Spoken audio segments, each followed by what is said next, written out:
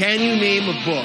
The Book of Lies. The book that's most changed my life. The books have nothing to say. The most correct of any book on earth. This book is fantastic. This book is going to, scare people. This book is not a bedtime story. This book is out of control. Oh, truck drivers would love this book. We must burn the books, Montag. That's my second favorite book of all time. I'd like to bear my testimony. I know this book is true. You're listening to the Book of Darren. My guest in this episode is a beach cleaning entrepreneur, journalist. He podiumed at 1997's Storyteller of the Year.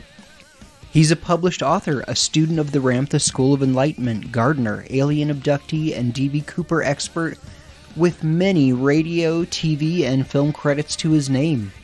I absolutely love this dude, and I have so much fun hanging out with him. I'm lucky to know him, and you're lucky to hear from my good friend, Bruce A. Smith. I figured we would start with high school. Where'd you go to high school, Bruce? I went to a Catholic high school in New York called Chaminade, and I have the dubious distinction of having graduated with Bill O'Reilly. Did you really? Right, and he was a strange fellow even back in high school. We weren't friends, but I knew him.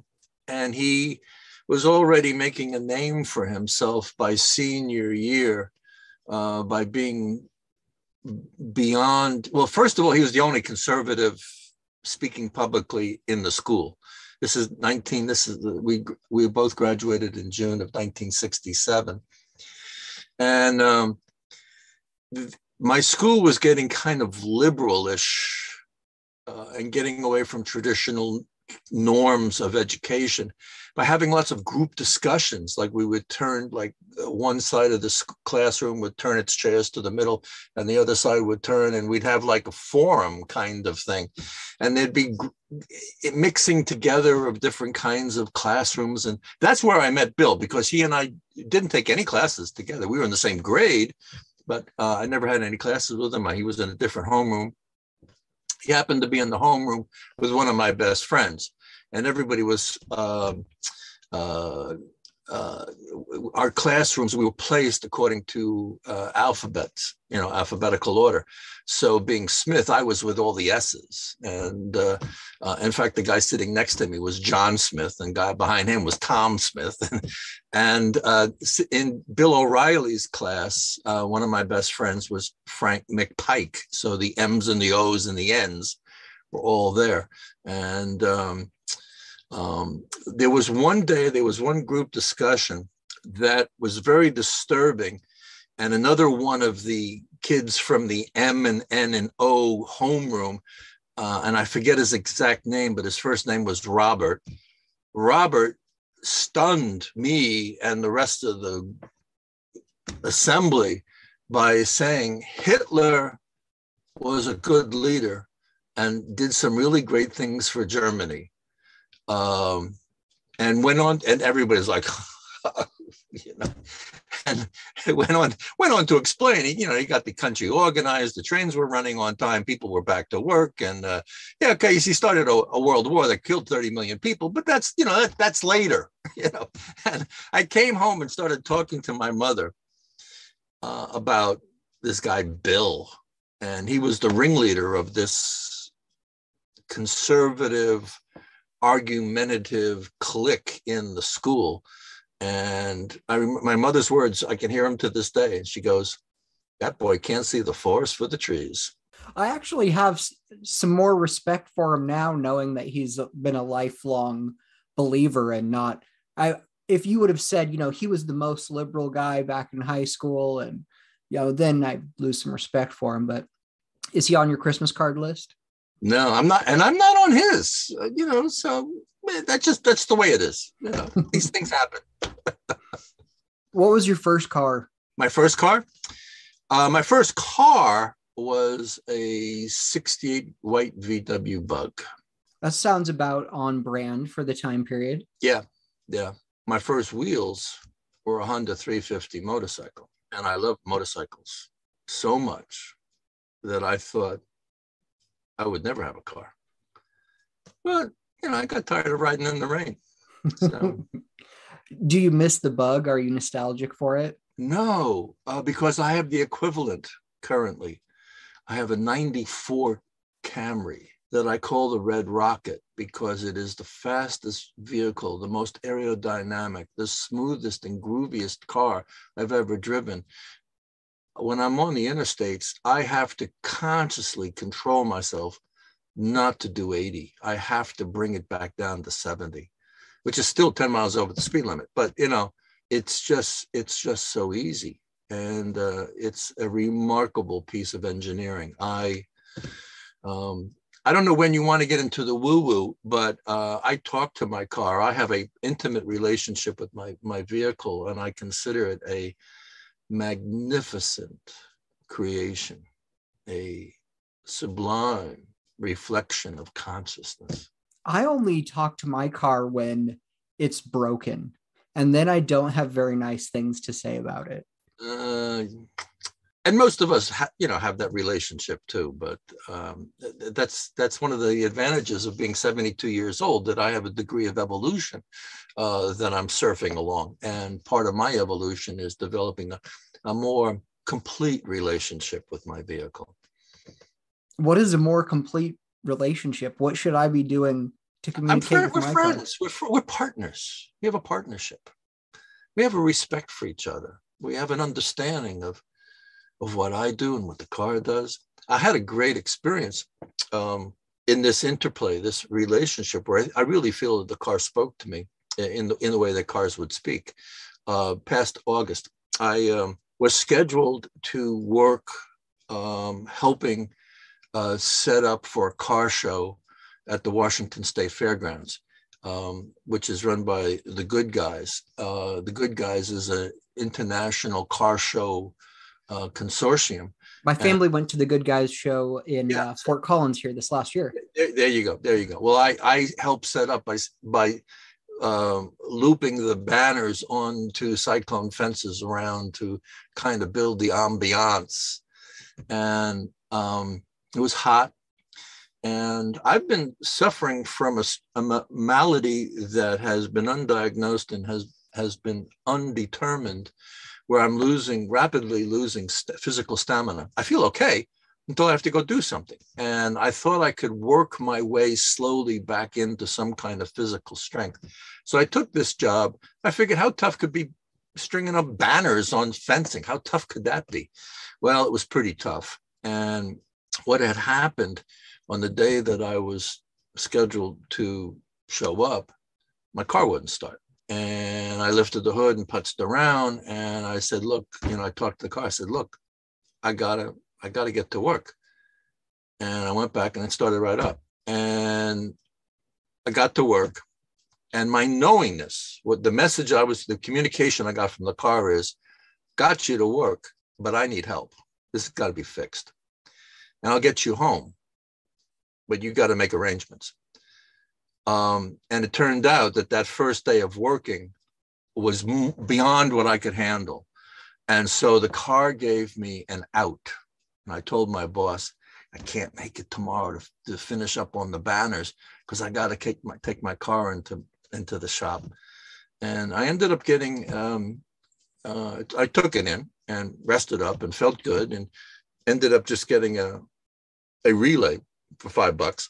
And that was fun. But I felt that the car helped give, sanctioned my absence. Like it gave me a free pass, like a hall pass, to not go to work. I'm not surprised to hear you say that you communicate with your car, knowing you. I didn't think you would be, which is why we're having the podcast. This is more like, by the way, I have a question for you. Yeah, let's hear it. What don't you want to ask me? What don't I want to ask you? What are you afraid to ask me that you thought I wouldn't want to answer? Oh, I'm not really afraid to ask you anything. Oh, okay, good. All right. So what were you afraid that I didn't want to answer? Oh, I just asked that at the beginning in case you were like, you know what, my brother-in-law is going through a hard time, so I don't want to talk about my brother-in-law or my sister.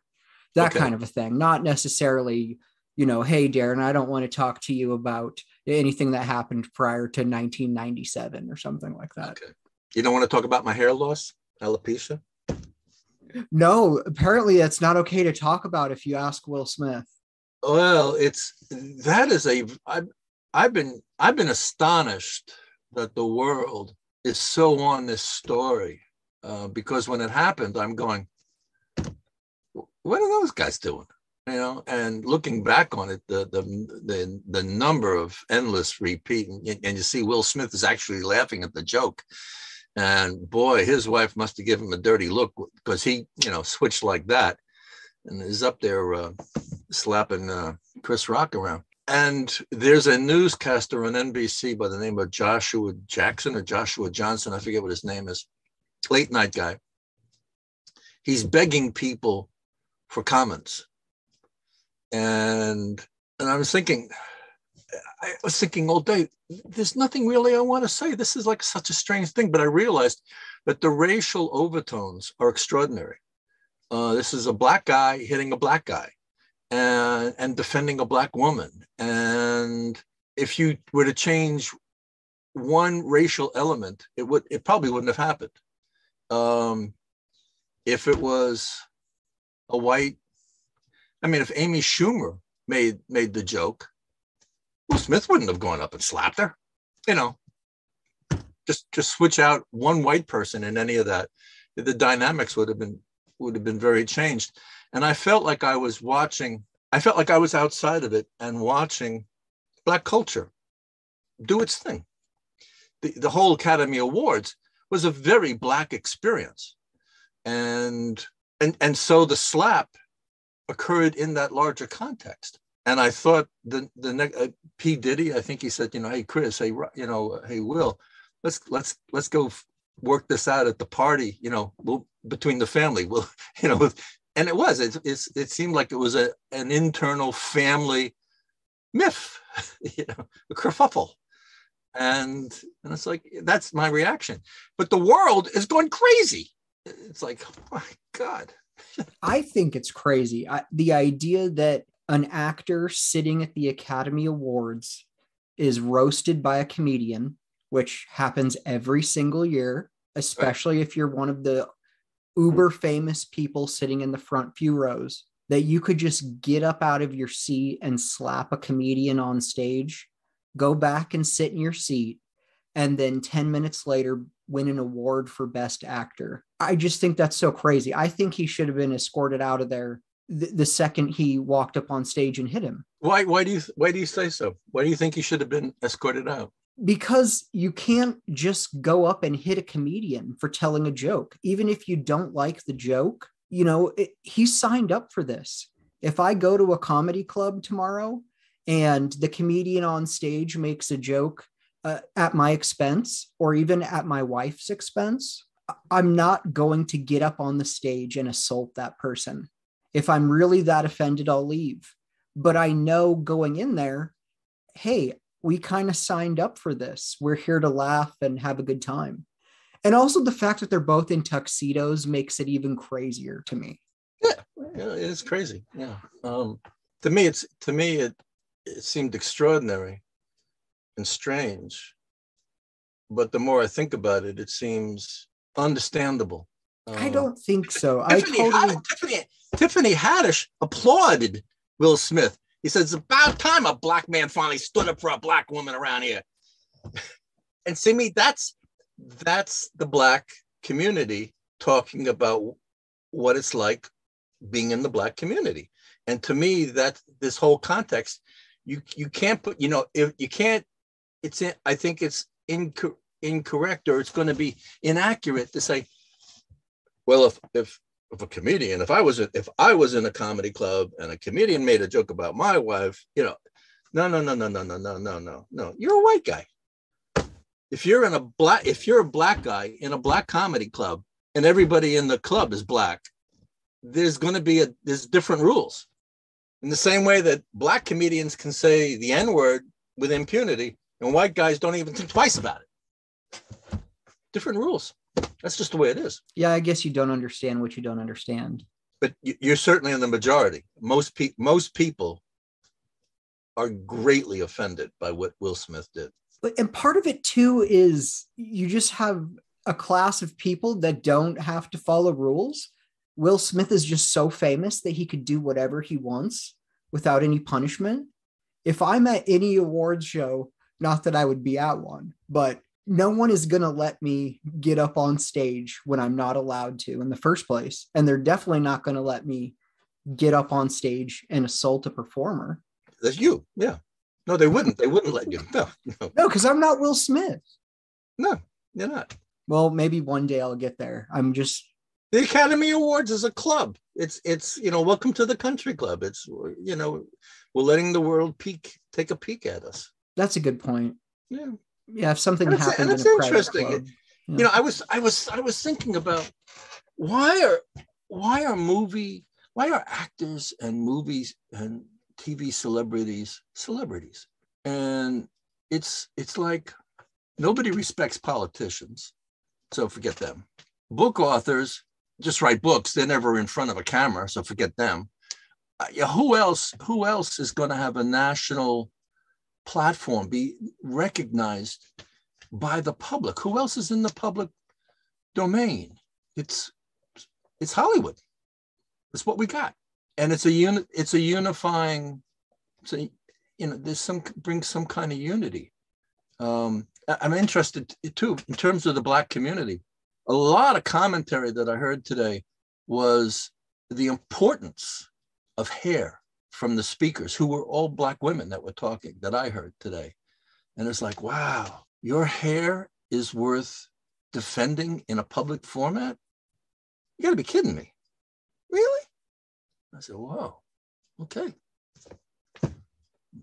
That's one more way that's different. The Black world is different than the world I live in. Speaking of the world you live in, yeah, let's get right to the woo-woo.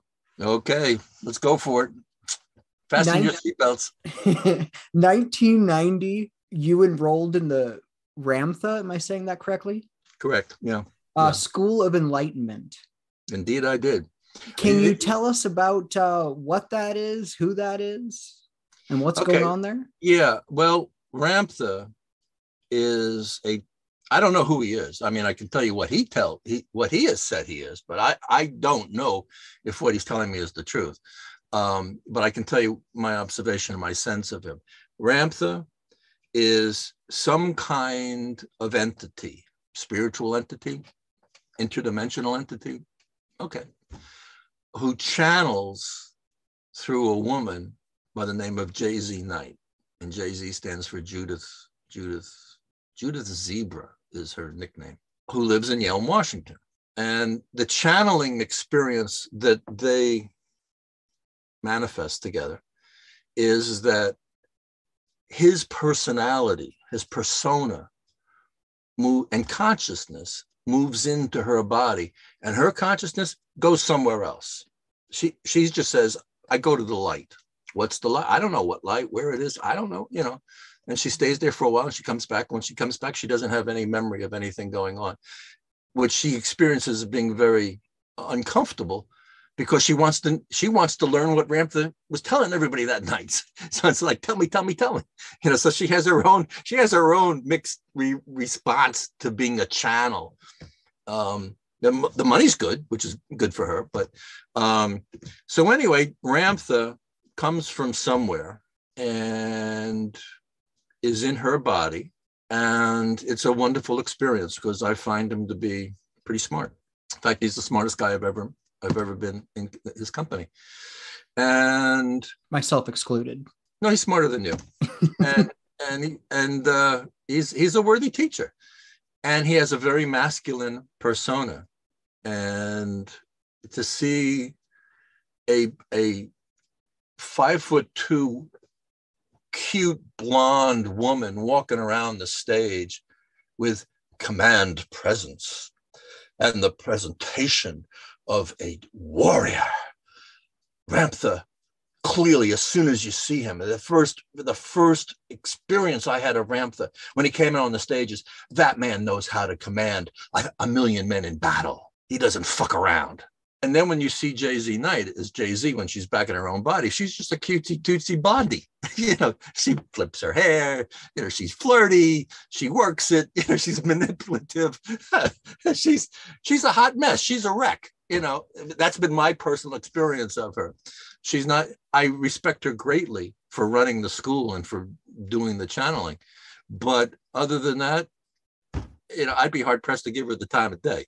But that's my own personal reaction to her. Some people love her dearly, and God bless them. Anyway, I first heard about Ramtha in 1988, and I was living in New York, and for 2 years I commuted from New York out to Yelm, Washington, to go to like weekend retreats or a week-long retreat and things like that. And I had the time and the money to be able to do that. I was living in New York. I grew up in New York. I went to Chaminade High School in Mineola with me and Billy, and How did you hear about this? Were you looking for this sort of thing? No, the information? In 1988, during the 80s, I had a business cleaning beaches, and I had modified potato harvesters, and instead of harvesting potatoes, I was able to use them to harvest garbage on the beach or debris or anything like that. So there is these sifting plates with holes in them and conveyor blades bringing the material up over the plates, and whatever went through the holes in the plates went back on the beach, and whatever didn't went back in the hopper. And that's how I remove things. And New York was a beautiful place to do that because we had a lot of beaches, a lot of garbage, and a lot of people who want to use the beaches, and they had a lot of money to pay for it. So, you had the four things that made my business very, very lucrative. And I also found that I could use the machines to pick rocks and horse tracks. So I became a freelance rock picker, and I would go up and down the whole East Coast. Did a lot of work in Virginia and the Carolinas, and I followed the winter like the horses. A lot of not only did people go south to Florida in the wintertime, horses go south. So there's plenty of training tracks in the South and Georgia and Louisiana and Alabama and Florida. So I pick rocks down there.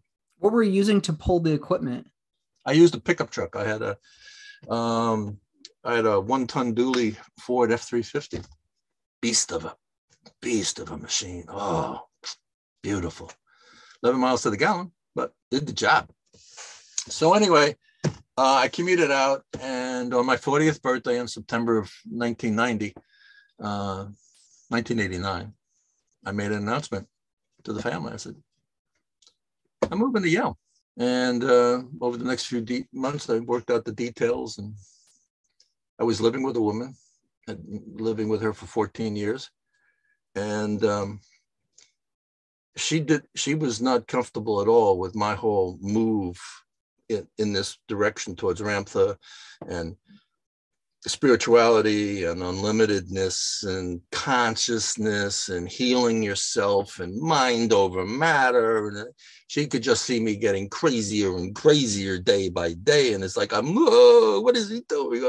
What is he going to say next? Let me interrupt you real quick. I messed up my question by asking what sort of pickup truck you were driving, but what got you really started into this? You said you discovered it in 88, but I really want to know like how you discovered it and that first trip to Ramtha. Okay. So I'm cleaning beaches and picking rocks, and I have an off season. I'm not doing a whole lot of work in October and November, just ones and twosies, a one-off, going down to Virginia, come back. And I get a newsletter in the mail, unsolicited, it says it's Windwards, and it's a 30-page tabloid. It's fairly substantive. So it's not as big as a regular newspaper. It's tabloid size. And the Windwards is the words of the Lord of the Wind. And Ramtha calls himself the Lord of the Wind because his first out-of-body experience that he says he had was when he experienced himself as being the wind. So that's where the Windwards tabloid comes up. And I started reading it, and I thought it was pretty interesting. And then I started reading some accounts from some of the people that were moving to Yelm to study with Ramtha, and they were pretty out there. And I remember shoveling the newspaper off my lap as if it was on fire, and just throwing it into the garbage because I feel like it was on fire because it just felt so evil and so dangerous.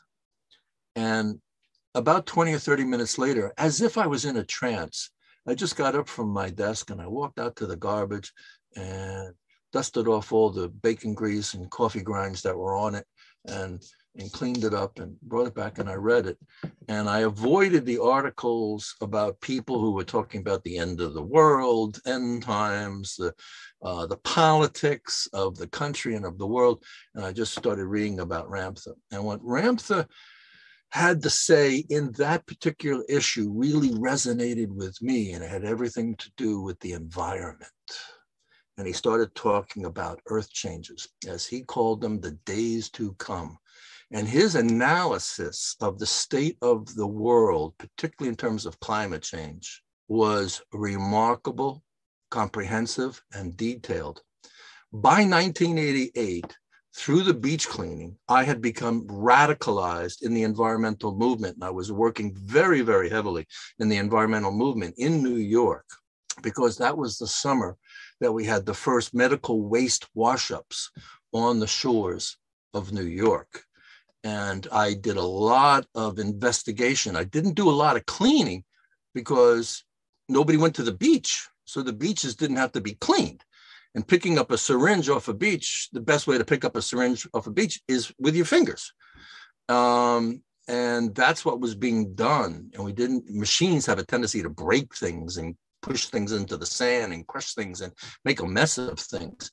What you really need for really precision glass, like metal glass syringes and stuff, is just the personal touch. And beach owners quickly learned that if they sent their lifeguards out to walk up and down the tide line every day in the morning before anybody got there and pick up all the syringes and put them in a bag and throw them away and not tell anybody, everybody was good. People could come back to the beach, at least they could get a suntan or whatever, And that's how and I saw all this happening. So I went to a lot of conferences, and really it was my first introduction. I started talking to a lot of people involved in the EPA, New York State Department of Environmental Conservation, a lot of people doing the research. Where are the syringes coming from? What are we going to do about it? How many are there? We're going to get more tomorrow. When's it going to end? Is there ever going to be an end?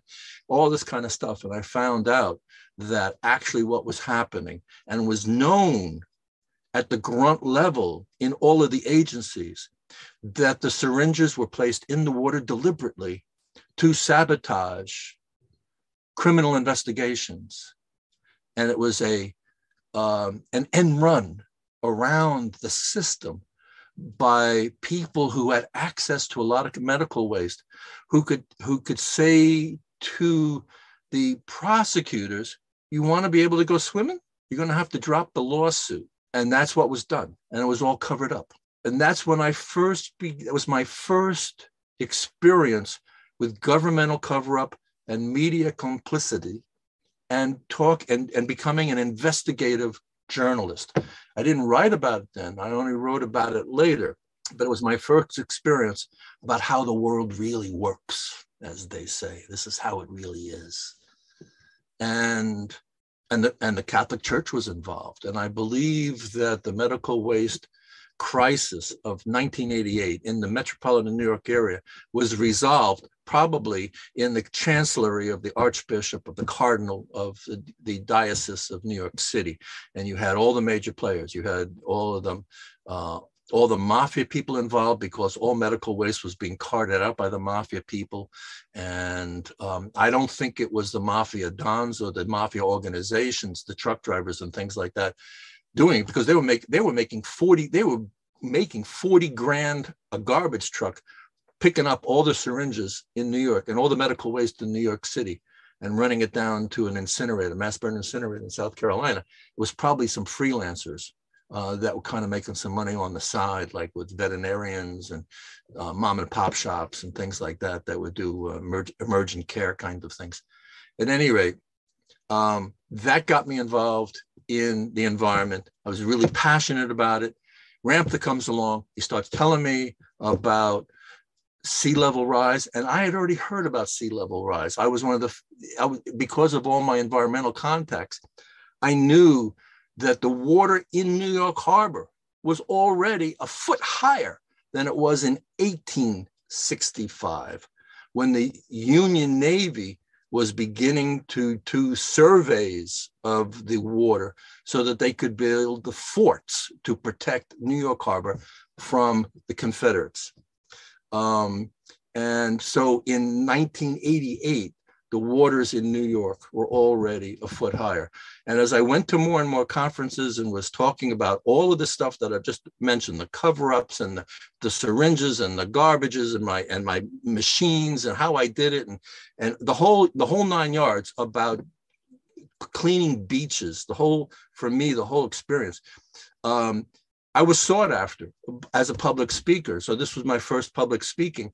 And I remember flying down from New York to Charleston, South Carolina for a conference, and sitting next to an engineer from the Port Authority of New York, who started telling me about how he and his team was preparing the New York harbor installations for sea level rise, and how nobody in government, in the politicians, wanted to hear anything about it.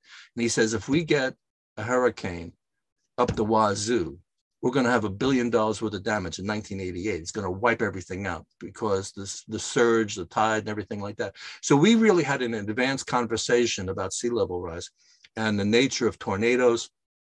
And Ramtha just completely matched that and took it further. And I go, Ramtha is somebody that I want to learn more from. I want to read what he's written. I want to hear what he has to say. This guy's on to something, and I really want to match him. And that led to all of the stuff in consciousness and all of the, what is reality? Why are we here?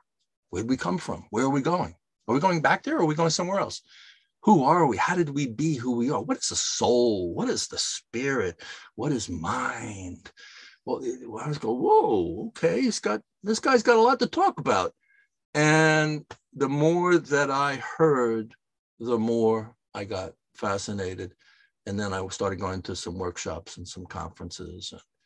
And when I saw him walk across the stage and he said, he could command 1 million men in battle, I said, he's my guy. He's my kind of guy. So the first conference or event you went to, was it in Yelm? No, it was actually in Hartsfield Airport, in the Hilton at Hartsfield in Atlanta. And the place was packed. There was 1,000 from New York to Atlanta to go. I flew from New York to Atlanta. Flew in, spent, I think it was an overnight. I think it was a 2-day thing, Saturday or Sunday, and I came back on Sunday. And it was wonderful.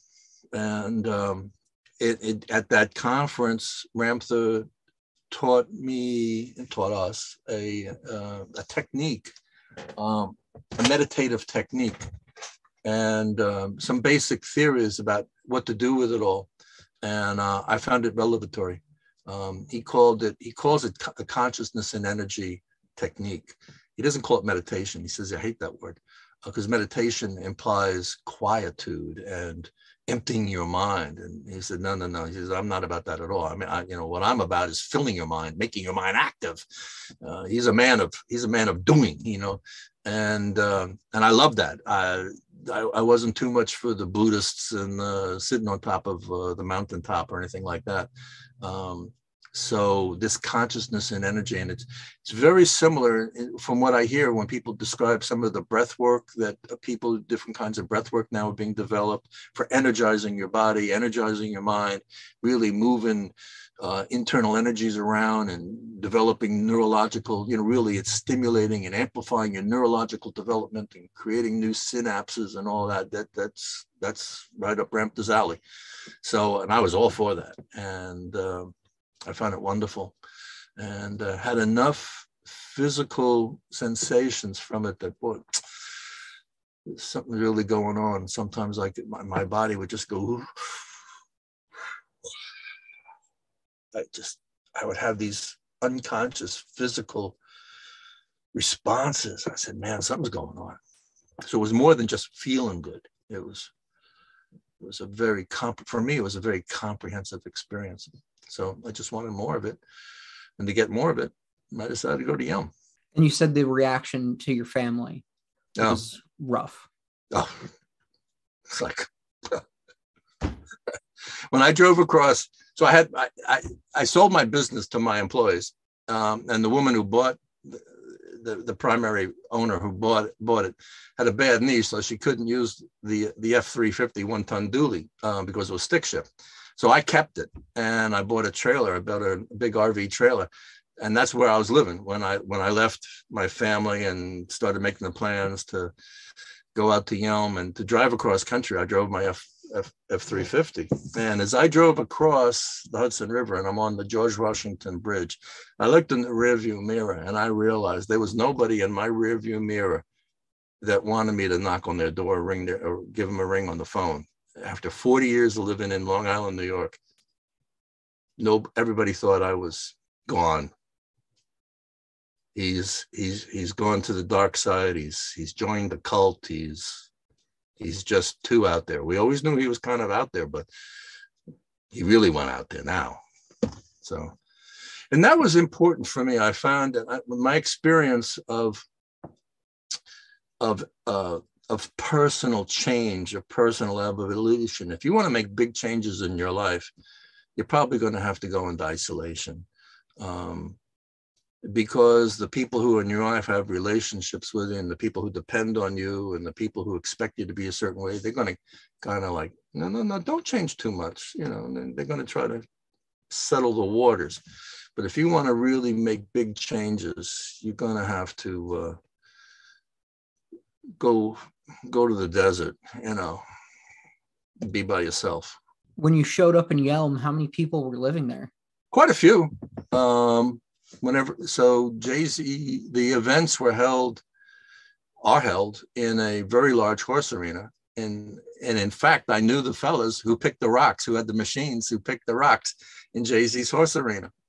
And which I thought was really, synchronicity. Yeah. And so she turned her indoor equestrian arena into a teaching arena. And 1,000 people could fit in there comfortably. And that's where we held the sessions. And oftentimes there'd be so much demand, there'd be like, retreat number 1, and the next retreat would be, retreat number 1A. And, so if you didn't make the first cut, you go to the next one kind of thing. And a lot of people. And it was estimated that there were approximately 10,000 people living in the Yelm area that were going to the school, had been to the school, were thinking about going to the school, whatever, so that they were school affiliated in some regard. And now it's a worldwide thing. I mean, there's people. I've met people from China. In fact, I met a woman who was working as an IT specialist in the Chinese army at school. So, I'd love to hear, I'd love to know more about her story, about how she went from Beijing or, Gwangju or wherever she was, got herself to Yelm, Washington for a week's retreat, and then got back. Like, what happens when you go back to work at the Red Army? It's like, whoa, Over the next few years, how much time did you spend there? Quite a bit. I went. So when I left New York, I sold my business, and I got a share of the equity that was in the house that the woman I had been living with. We had a relationship for 14 years, and we had bought a house together. So I went out to Yelm with 70 grand in my pocket, and so I didn't have to work right off the bat, which was great. And that's when I began telling stories and writing down stories. I'd always been like a rock contour, or the fellow around the campfire when you're drinking beer or smoking a cigar. I got a good story to tell you, and I did that kind of thing. I was the family entertainer growing up, and that was my salvation, because on every other way I was the black sheep of the family. I was the weird one, and always getting into trouble or getting other people into trouble. And then my mother would have to go up and talk to the nuns, get old Brucey back into school again. And So I was a storyteller, and so I started writing the stories down and tried to make a go of it as a professional storyteller, and did that for many, many years. And ultimately, I ended up in 1997 as the National Storyteller of the Year, second runner-up. So, I wrote that down because I wanted to ask about that. Yeah. What is the Storyteller of the Year competition? It's an artifice in some ways. It's a group of storytellers who have banded together and saying, let's have a storytelling festival, and we'll call it the Storyteller of the Year competition. And people will ask people for, $25 an entry fee, and have them send us a story, and we'll hire ourselves out to the state fair. So the state fair was always looking for, new cheap entertainment. So I showed up 1997 at Black Look, Ohio, to tell stories. What story did you tell that got you? What got me into the competition, and the story I told was being audited by the IRS, and when I moved to Yelm, the reality is that so as a beach cleaner, I was someone who owned a business. So my last summer was the summer of 1989. So as I filed my income tax for 1989, I declared like $250,000 worth of business. I only put 30 grand in my pocket, but my gross was 250. And then when I got to Yelm and was just telling stories and was getting paid that $10 a story, to be in a magazine or something like that, I only made $297 that next year, 1990, when I filled out my income tax for 1990. But I was too embarrassed to put $297 on the 1040. So I bloated it up to $324. Somehow I felt much more comfortable with $324. So I added $26 or something like that. At any rate, I got audited because they saw me going from $250,000 down to $300. Yeah. So I got audited. And I went in really nervous because I had lied on my income tax by bloating it to a higher level. And so I'm coming in with a tape recorder to record it, because, also I'm a Ramtha student, and we felt like the world was against us. And, we were kind of paranoid, looking over our shoulders at the government and everything. So I walk in with my tape recorder, and the auditor says, you're going to record this? I said, yes, I am. She says, well, if you're going to record it, I'm going to have to get a neutral third-party observer to monitor our conversation. And she went off. She came back about 10 minutes later with another woman named Margaret, who had a lot of files under her arm. And I figured she was another auditor and just got pulled out of another office. Sits down, and my auditor said, Mr. Smith, can you please explain your business practices as a storyteller? And, because the United States government thinks that if you're doing all the things you say you're doing, like telling stories and selling your stories and being a writer and being a folk singer, we think the U.S. government thinks you should be making more than $300 a year. And I said, funny that my mother says that too. And the neutral third-party observer, as I began to describe my storytelling, the neutral third-party observer leans over to the auditor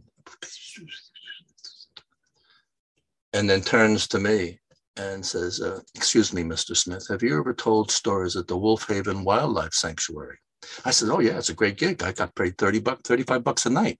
And you howl with the wolves and there's a campfire. And I told stories and I sang a few songs like Leaving on a Jet Plane and stuff like that. And she goes back to, she turns to the auditor and she goes, I heard him tell stories. He's really very good. I didn't recognize him because it was dark, but the voice is very distinctive.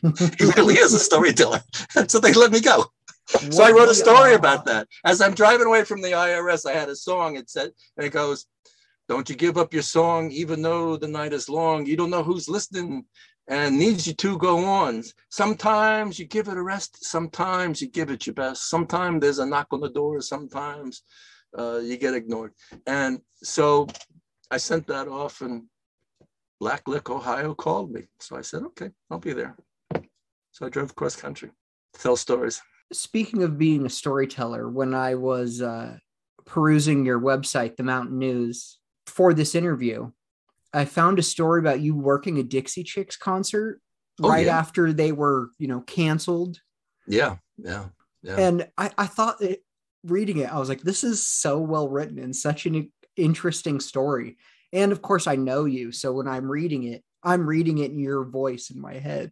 So that definitely helps out a lot. But what was that experience like for you? Were you a fan of the Dixie Chicks at all before they came to Tacoma, right? I think. Oh, yeah. I love the Chicks.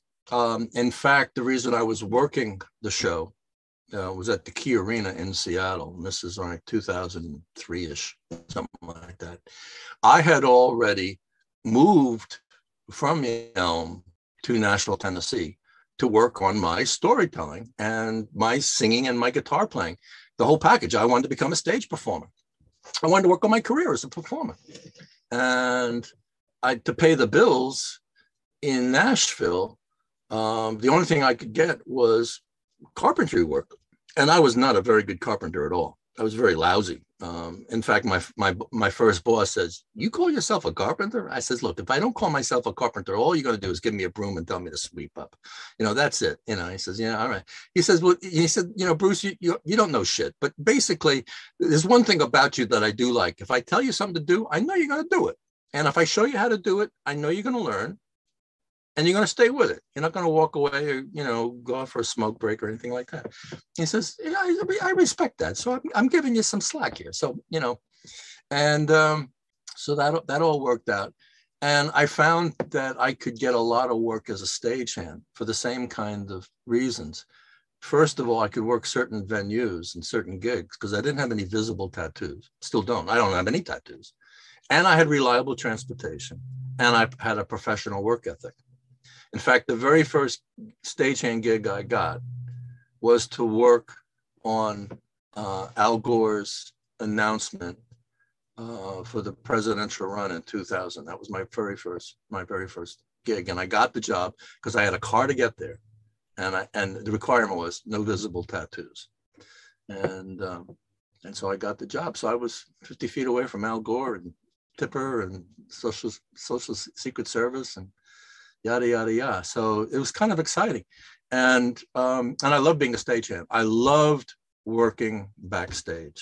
And I loved being 30 feet from the microphone to see how the pros did it, how the celebrities really do it, and who they are, and what it takes to be famous and successful and have a career. It was very educational. I loved it. And when I came back, I never stopped going to the Ramtha School, so I would commute from Nashville to Yelm. When I moved back after 2 years, I started working for the union in Seattle as a stagehand, which is the Dixie Chicks. And I loved working for the union. The difference between working for a union in Seattle and the crews that I was working for in Nashville is different between night and day, between the professionalism and the age of the guys and the seriousness and the pay scale and everything like that. The union, union makes a big difference. So working for the Chicks, I first heard, and the Chicks ruled back in those days. The Chicks ruled Nashville. They were the number one act, totally. And when Natalie said her thing about George Bush W and the Iraq War, the song "The Traveling Soldier" was number one on the country stations, and the day after it was taken off the air. I mean, so the Chicks career just cratered, just fell off a cliff, boom. And so they said goodbye to Dixie, and literally, because now they're known as the Chicks, and went on a tour to play for the people who wanted to hear them, and come into the cities, Seattle. And, it was a great concert. The Dixie Chicks, one of the most creative, most talented group of performers that I ever worked for.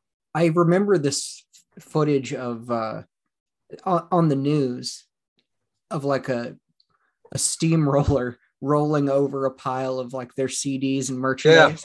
And even I was probably 16, 17, 18 at the time, something like that. And even then I remember thinking, you idiots, you already bought those. Like, you already bought it. Why are you going to destroy something you already bought? Fine, don't buy their next album. But what's the point in destroying the album that you already bought that you liked yesterday? Ridiculous. Can you separate a person from their art? Yeah, not completely. How about Will Smith?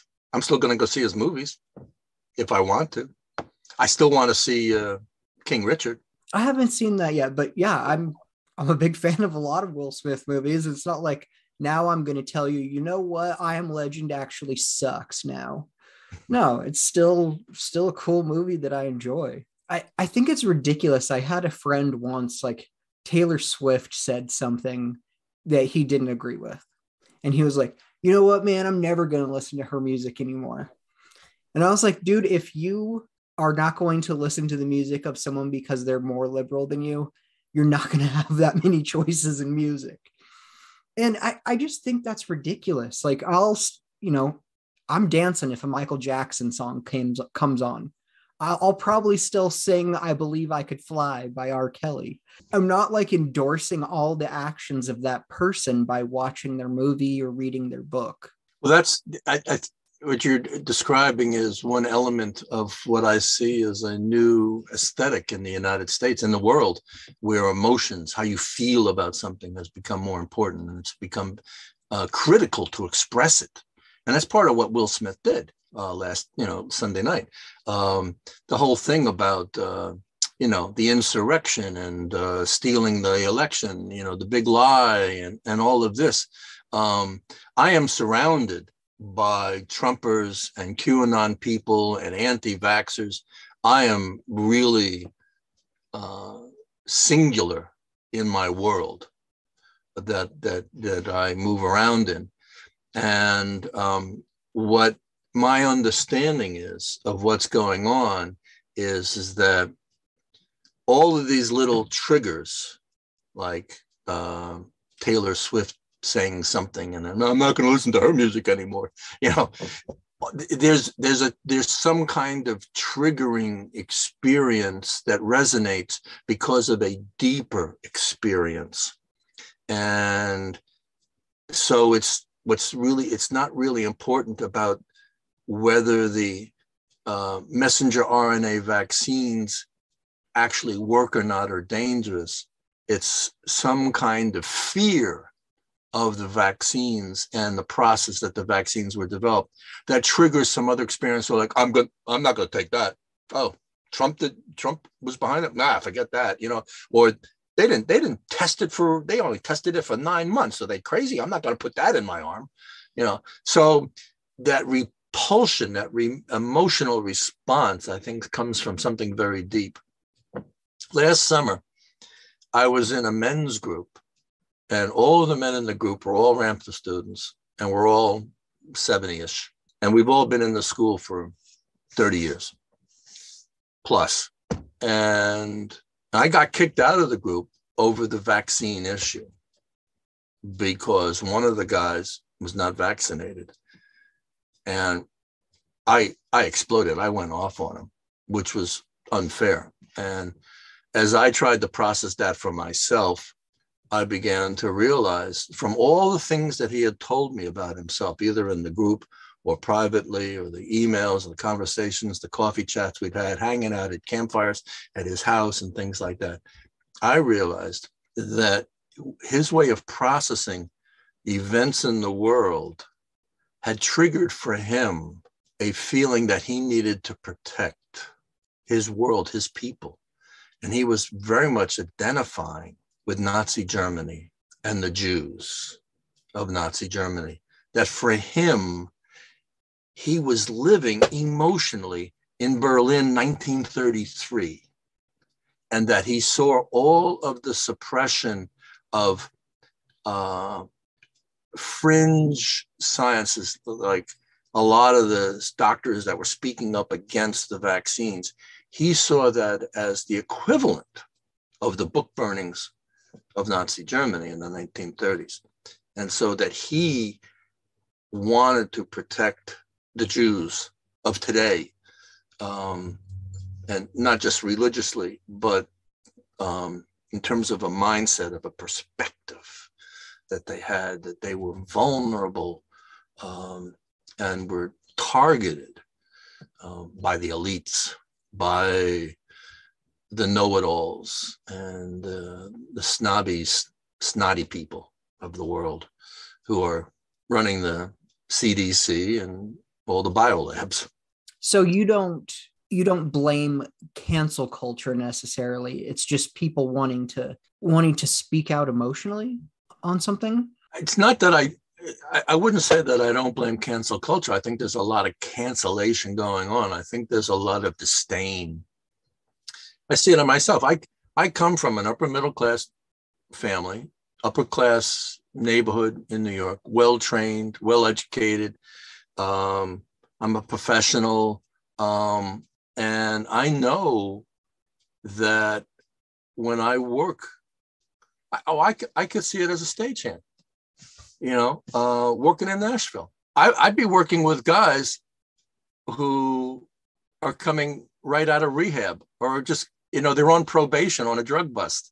And what's important to them is what they want to talk about is, do you know a good defense attorney? Or you want to see my new tattoo? And just the look on my face, and it's like, no, I don't want to be honest with you. No, I don't want to see your new tattoo, or, well, I hope you find a good attorney, no, I can't really recommend any, and they just know that I'm not one of them.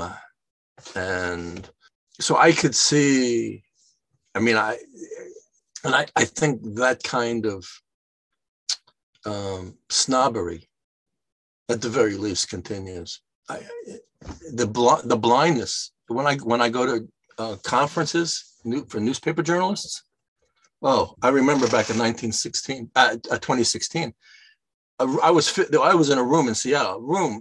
People from the Seattle Times, all the NBC, ABC news reporters, and things like that. And I'm telling them, Trump can win this. This is in the summer of 2016. And I said, you people are not listening to the average guy in the street. When I talked to at that time, I didn't have enough money to keep a vehicle on the road, so I was bumming rides from a lot of people, and I was getting rides from like paratransit to go to the doctors and things like that. The paratransit drivers, even they're from Saudi Arabia or Jordan or Lebanon. Their skin is pretty dark. And they're speaking with an Arabic accent, and they're all for Trump. And I go, your skin's a lot darker than mine. And I'm here to tell you, Donald doesn't have your best interests at heart. And I said, oh no, he's going to speak to, he's going to champion, he's going to work for us. And I would tell the newspaper reporters from the Seattle Times, they thought I was crazy. I said, oh. So, and they didn't want to talk to me. That's you're the most alone when you're in a room full of people that don't want to talk to you. Oh yeah, that's definitely true. That challenges the soul. It was funny at the time I was working for DirecTV. So I was going into, I could go into 5-6 different homes a day, and I traveled for work. So I could be, in Boise, Idaho 1 week, and then the next week I'm in Medford, Oregon. Oh, good old Medford. Whoa. I remember that time period, people wanted to talk about the upcoming election more than anything else. Yeah. And, as a DirecTV employee who was paid by the job at the time, that's the last thing I wanted to do was have that conversation with you. So I sort of adopted this strategy where I would agree with everything that person said.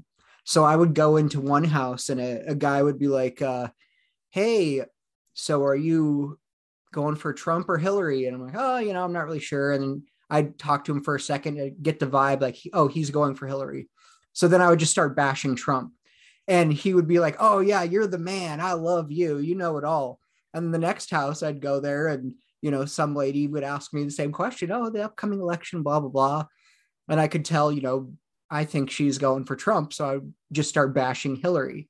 And then she'd be, oh, you're the greatest. I totally agree with you. You're right about everything.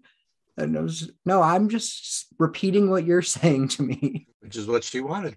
You give the customer what they want. Darren, you are so good with that. It was interesting because some of my coworkers would engage. Like, yeah, I think we need to vote for Trump, blah, blah, blah. But then, half the time they would do that, they'd get a bad review on them. Like, this guy came to my house. He was an obvious Hillary supporter, or he was an obvious Trump supporter. And I was like, the last thing I want is like for a group of people to not like me because of I have a different view than them. So I just had exactly the same view as everyone else. Worked out pretty well for me at the time. All right, enough about politics.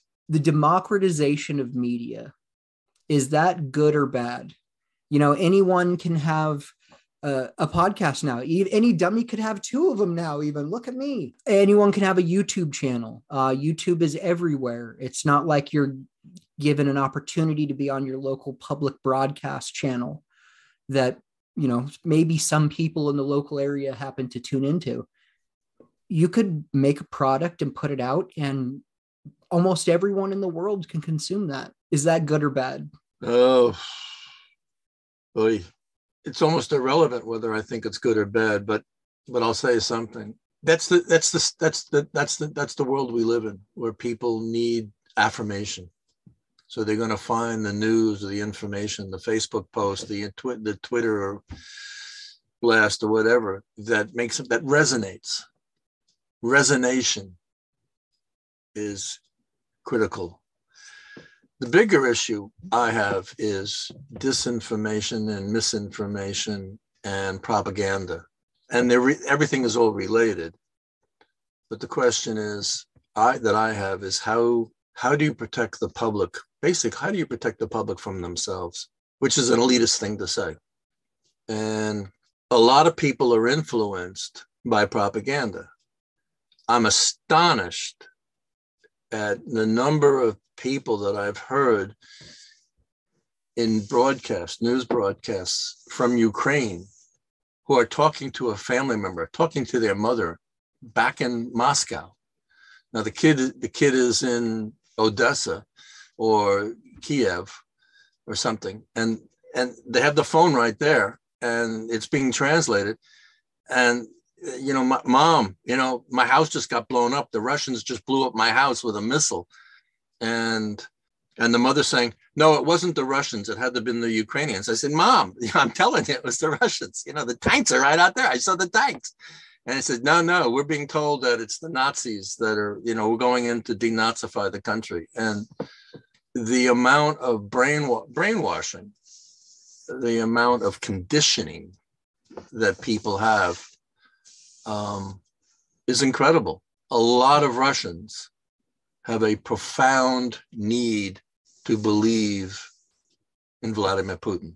And even when their family members are telling them something that's contrary to what they're hearing on the Russian news, it's more important for them to hold on to their fearless leader and their self-identity. Their identity as a Russian, their identity as who they are as a person is more important to them than having a relationship with their children and believing their children and supporting their children.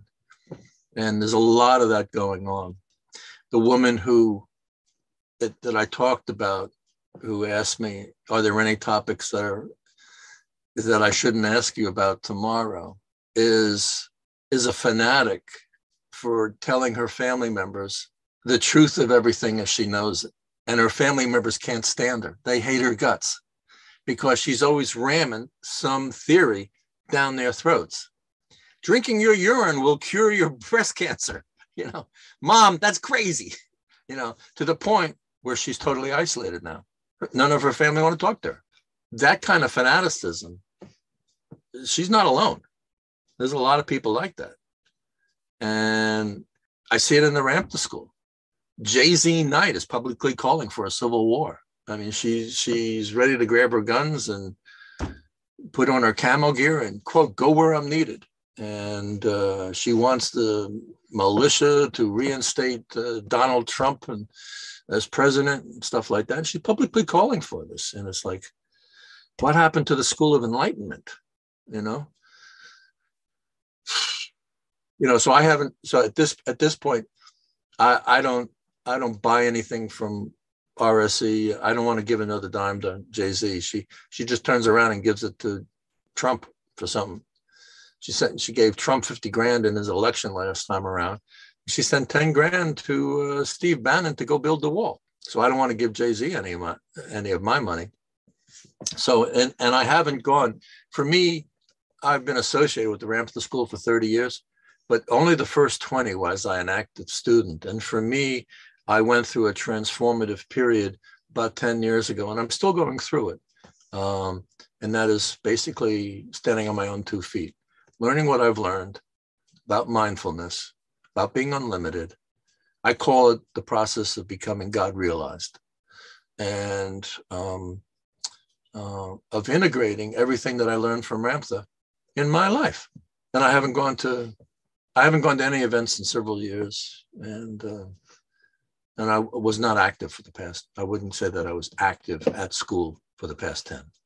So that's my Ramtha story. It's kind of a sad ending to it. There's a degree of, I suppose, I never thought of it as sadness, but yeah, because it was a fantastic home. I tell you, Darren, when I would go to events, I didn't want to leave. I was enthralled by my experience, what I was learning, what I could see, what I would perceive, what I was being able to accomplish. We had exercises that you could really see accomplishment, like being blindfolded and being led into the woods, and then being told to use your mindfulness and to use the C&E techniques of moving energy and of blowing and energizing one's body and really helping your mind move into new realms of awareness so that you can get yourself out of the woods and then get yourself into a structure that we called, it's basically a labyrinth that was made out of these plastic panels and aluminum bars and things like that. And it had all kinds of passageways and things. And, there was a place called the void that you had to find yourself. So you just focus on the void. What is the void? Well, it's a no thing. How do you focus on a no thing? And so that's really, for me, it was the experience of going to absolute elsewhere. So really leaving the world behind as we know it, the world that, and the mind, the kind of mind and the kind of neurological activity that we're in right now, as you and I are talking and interacting with each other and listening and thinking and stuff like that. It's the kind of mind that we use to go to work and to pay the bills and to raise our kids and, and all those kinds of things. There's another kind of mindfulness, which is really absolutely elsewhere. And it's that transcendental kind of thing. And I revel in that. Growing up, my father this is not strange. In some ways, my family should not be surprised, but by how I turned out, because even growing up, my father would say, "Bruce, get your head out of the clouds. Come on, get your feet on the ground. Come on, get real, get a good job, pay your bills." Sorry, Dad, I like the clouds. So what can I tell you? Why do you think, especially in the last 10 years, that the conspiracy theory crowd or even the woo-woo crowd has tended to lean real hard right? Is that something that's always existed, or? I suspect so. It's also perhaps an unconscious response to instability, that the world is increasingly unstable and untrustworthy. Climate change is a major, even people who deny it are still thinking about it. And so maybe the move to the right and authoritarianism, we need somebody to fix it. And I see myself as one voice to counter that by saying we don't need a strong man or a strong woman, because we can be strong enough for ourselves. If we individually are unlimited, and to be able to get some practical manifestation from that philosophy. So that idea, that attitude, okay, I'm unlimited. Now what do I do with it? You know, how does it manifest? Where's my unlimited wealth? Where's my unlimited health? How come my teeth are still falling out? You know, how come I'm 60 pounds overweight? I'm trying to lose weight. Can I do that with my mind? It's not easy. It's not easy to function as an awakened person, as a God-realized individual. So it's easier, it's more convenient to fall back on someone else. Someone else, a strong man, will fix it. And there's a lot of institutions that foster dependency. Religions foster dependency. God, you know, God is out there. You're separate from God. You're just a human being. You know, you can't do shit. You know, God is out there. He'll fix it. Or it's God's will. You know, you have to do it. You have to do it, or you are who you are, or the way things are because it's God's will. You know, and well, maybe you can pray or talk to the priest. He's kind of like halfway to God. You know, you know, I say phooey to all of that. I says, you got to sit down and realize I'm a God. I'm a God. I create my reality. And the more responsibility I take in my life for what is going on in my life, I have more power to change my life in a way that I want. And I think, that's my main takeaway from Ram and from Ramtha. And that's what I focus on every day in my life, is creating my day, my life, my world the way I want it to be. My life is my manifestation. It's my creation. And the car that I drive is the beautiful manifestation of some really savvy engineers in Tokyo. To quote Winston Zeddemore from Ghostbusters, next time anyone asks you if you're a god, you say yes.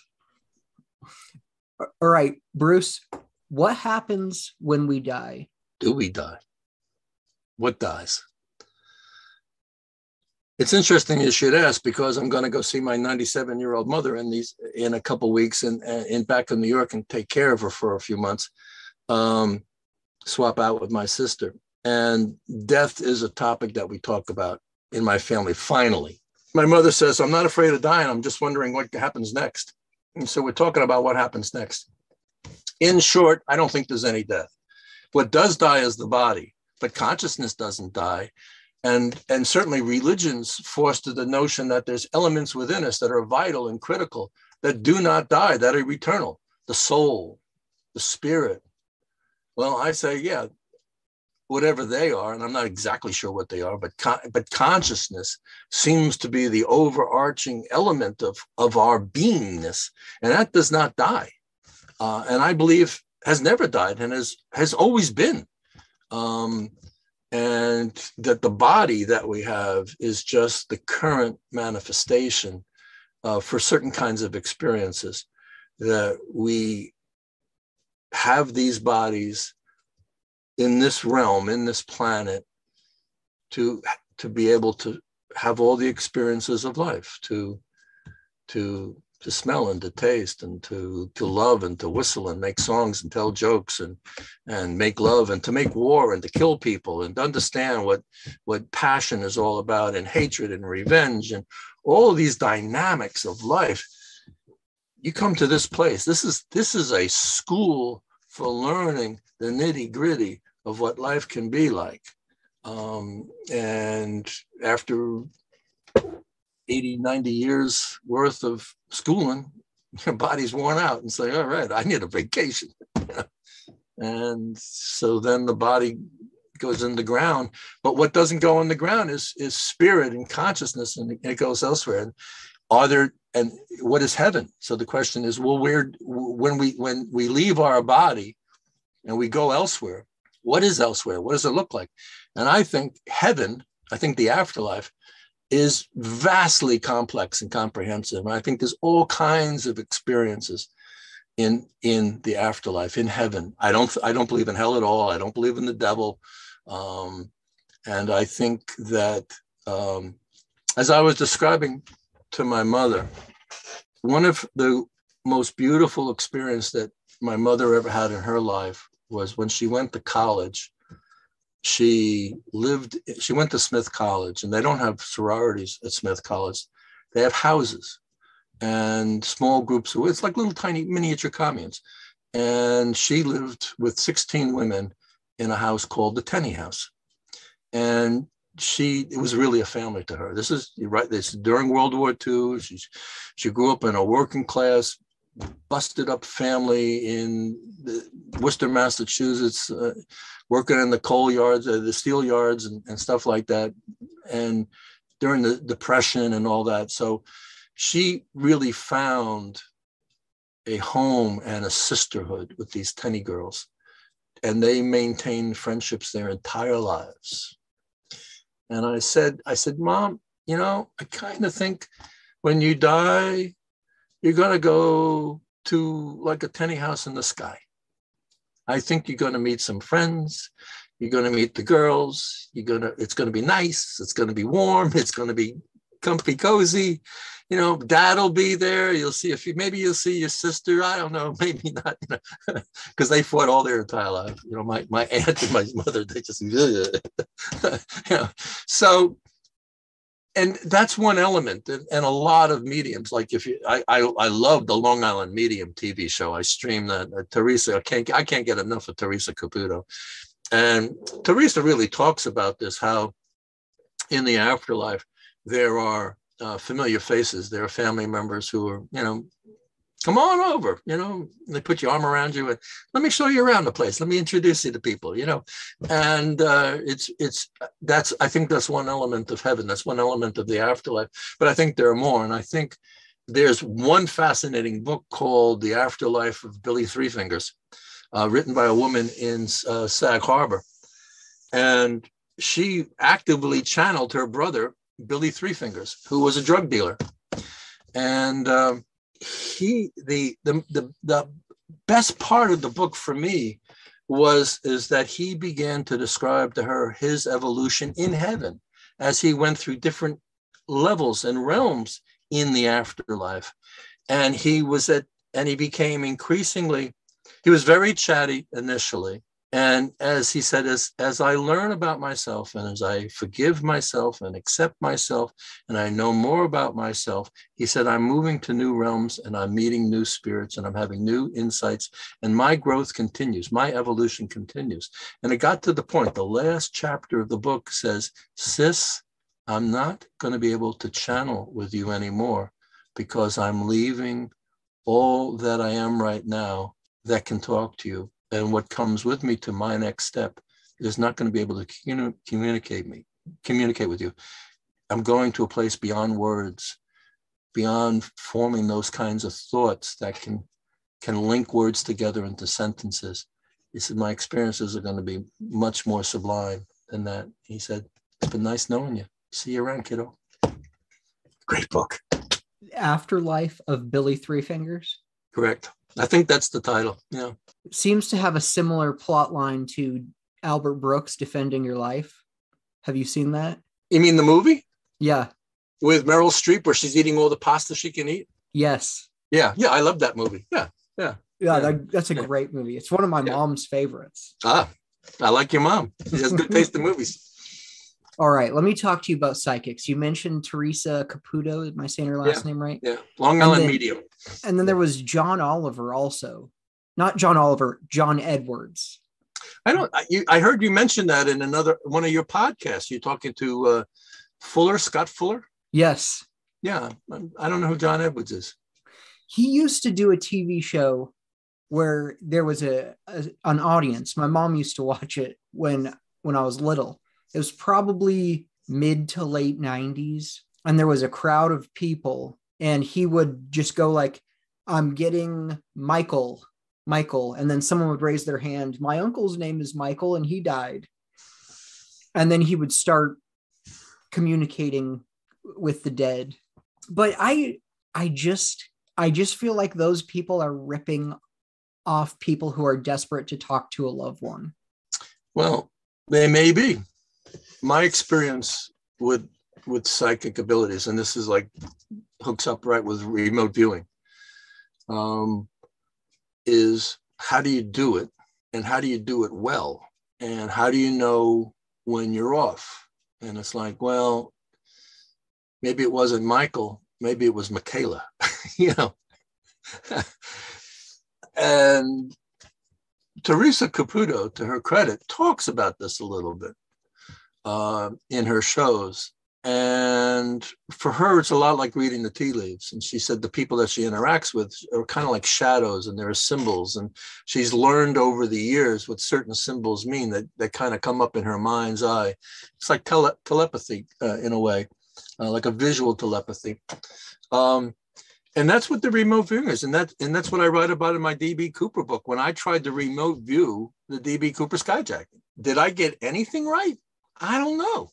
But it's a starting point, and it certainly gives me a certain perspective. It certainly, for me, reinforced the notion that D.B. Cooper had a lot of significant commando training, because all of the remote viewing that I did on D.B. Cooper had some form of special forces or military or combat or Vietnam or running around in the woods kind of activity. So, you know, but is that just me? Is that just my unconscious mind revealing itself?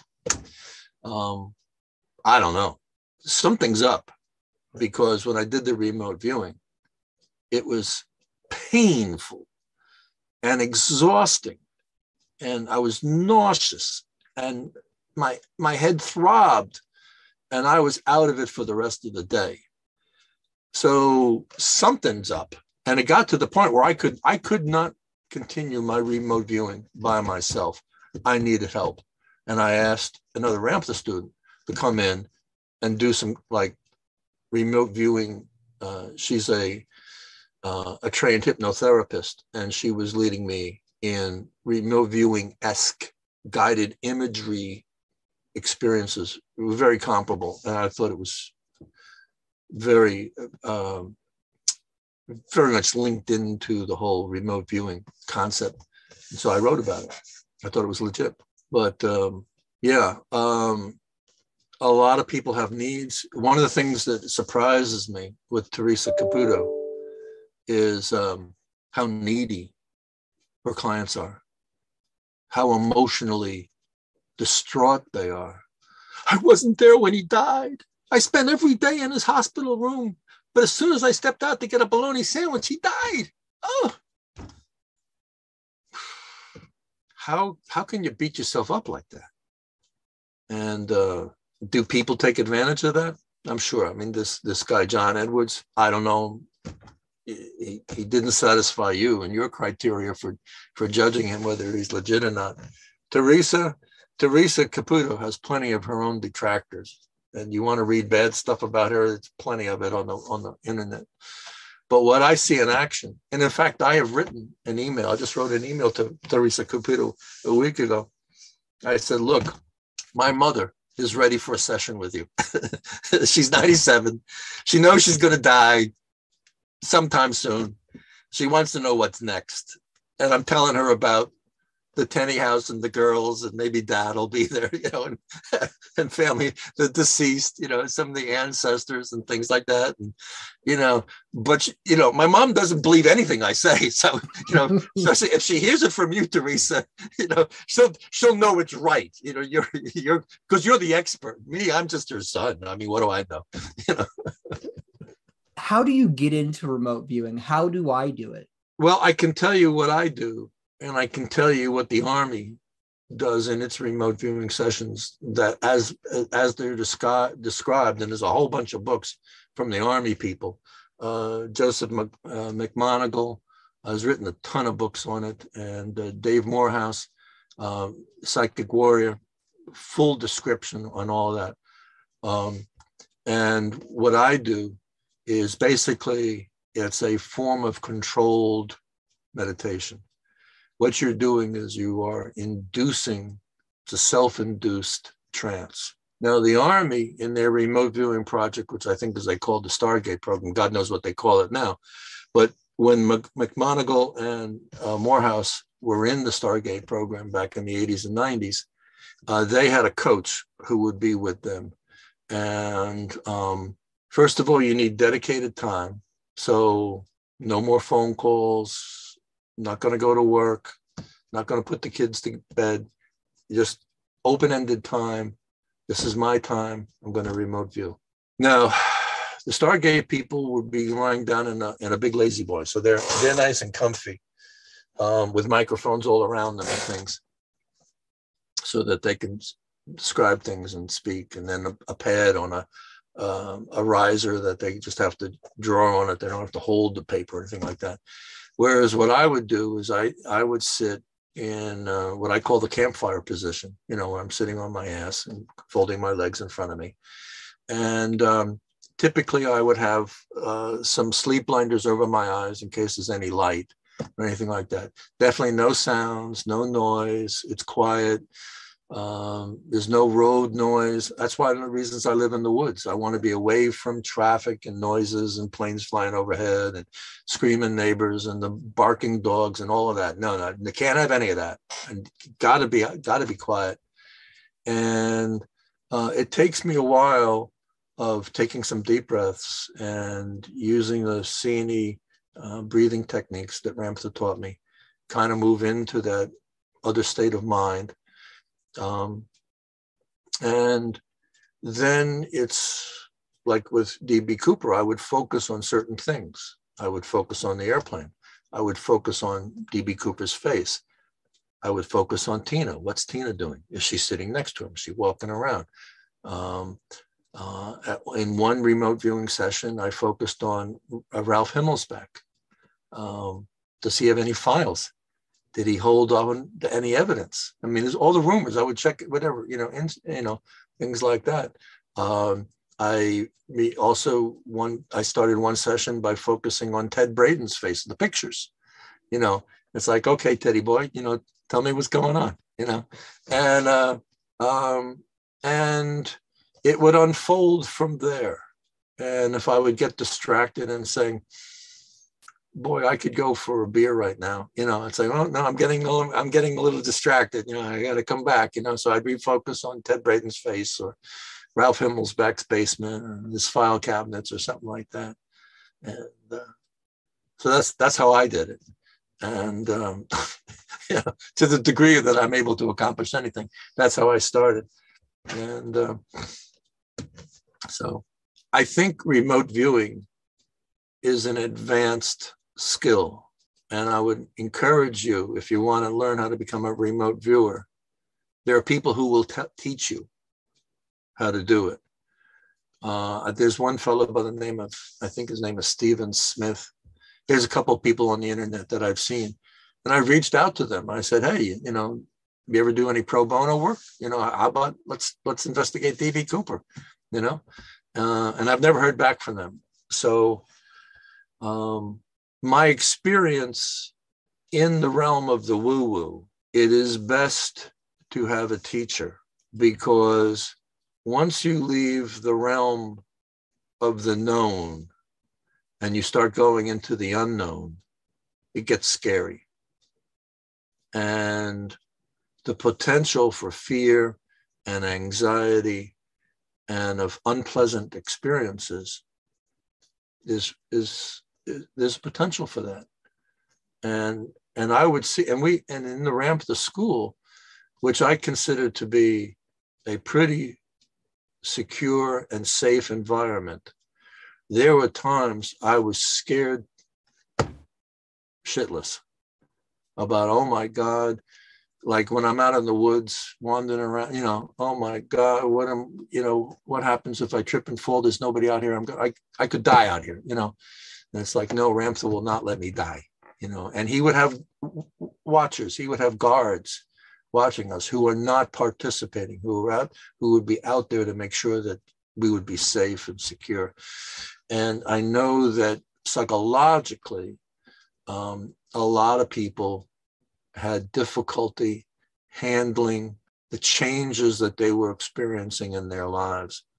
I had a good friend who worked with me in storytelling. He was in the Ramtha School, and he just left. And I saw him one day, and I said, "So how come you left?" He says, "I couldn't take it anymore. My life was just too hot." He said, "I felt like I was on fire every day." I said, I just had to take a break. And I said, "Yeah, I can get that." So, you come up against something in your life. This is a transformative experience. This is evolution. This is something that we do so that we become greater than what we have been. And it's like climbing a mountain. If you're going to climb Everest, you better have a really good parka, and put some crampons on your feet, because you don't want to slip off the mountain and fall. You're going to have to prepare and be equipped and make sure that you're tied into the rope and that you have a mountaineering guide with you. It's the same kind of thing. Now, I've never recommended anyone ever to go to the Ramtha School. And it's like, whatever path you take, all roads, not only do all roads lead to Rome, all roads lead to God. The Ramtha road is just one. And the people who want that road find that road. And I think that's the way it is. If you open yourself up, hey, when you live your life and your head is in the cloud all the times, the other folks who live in the clouds are going to find you too. So he say, "Hey, let's have dinner sometime." Okay. The self-selecting group. Exactly. You birds of a feather flocking together, even at 10,000 feet. Have you ever screwed around with psychedelics? Yes, a little bit back in the college days and young and smoking some pot and stuff like that. And I couldn't take any drugs. I think the last time I smoked any weed was like in the 80s, 82 or something like that. And it was kind of a weird, like I was in the right place at the wrong time kind of thing. And my anxiety level, I can't handle drugs. I can't have psychedelics. I took acid 2 or 3 times and god awful trips. Oh, that was enough. Oh, plenty. So the last pharmaceutical I took was peyote at an Indian thingy. And it was described as being medicine. And I wasn't savvy enough to realize it was peyote until after I had ingested it. And by then I was already in the Ramtha School and already learning the C&E techniques and meditation and moving energy around in my body. And I resented the peyote because it had control over me.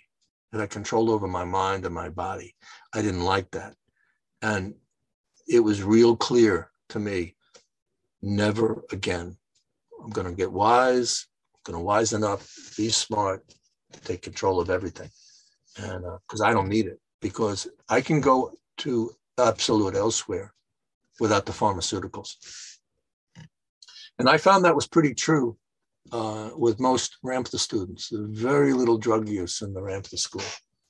Nobody taking pharmaceuticals, nobody taking psychedelics that I know of, nobody's taking mushrooms, nobody's dosing. A little bit of weed every now and then around a campfire, but that nothing appreciable. Drink a lot of wine, but good to know. Yeah. Talking about living in the woods in Washington State, I have to ask this question. What's your take on Bigfoot? Why don't you come to dinner sometime? You guys drink coffee? Come on over. I last summer, I spent every night in the dark, 2:00 in the morning, sitting out in my garden to do 2 things. One is see if I could communicate with Bigfoot, as I prefer to call them, the forest people. And I would leave gifts out, ears of corn, apples, peaches, apricots, whatever. And they were all gone the next morning. So I either have really well-fed raccoons or the Bigfoot people, the forest people came by and they didn't say thank you. I keep telling them, I says, if you're out there, let me know you're out there. don't make some strange noises or throwing sticks at me or whatever. Don't scare me. Come on. Leave a little message, like, weave a couple branches together, make us a little sculpture and leave it at my front door. Hey, I'll know it's you. Okay. I believe the forest people. There's a fellow by the name of Dr. Dave Johnson, I believe it is. His book is called Bigfoot, something. Does a lot of research in Oregon. Lives up here near me in Puyallup, just a couple miles north of me. And he has a lot of experiences with the forest people. He calls them the forest people with Bigfoot. And he talks about them as being interdimensional beings who can phase shift, can kind of come in and out. And I kind of think that that's who Bigfoot is. It's not a big, gigantic gorilla. It's a whole new species of being that is very evolved and has a lot of physiological capacities beyond us. And I think we're moving in that direction. Is it Matthew Johnson, Bigfoot, A 50-Year Journey? Yeah, Matthew Johnson, Dr. J. Yeah. I grew up in that area. I grew up playing around in the woods, and I was never Woodland. All right. Yeah, I was never a Bigfoot guy. I was always like, it's not real. We would have found it by now. However, many men that I absolutely respect, and I know them to be no nonsense people who wouldn't make up a story, have told me very similar stories about hunting, and all of a sudden they just got this feeling like something really bad is going on, or they thought they saw a shadow or something. And these are, armed dudes who love hanging out in the woods, and they suddenly become so afraid they have to leave.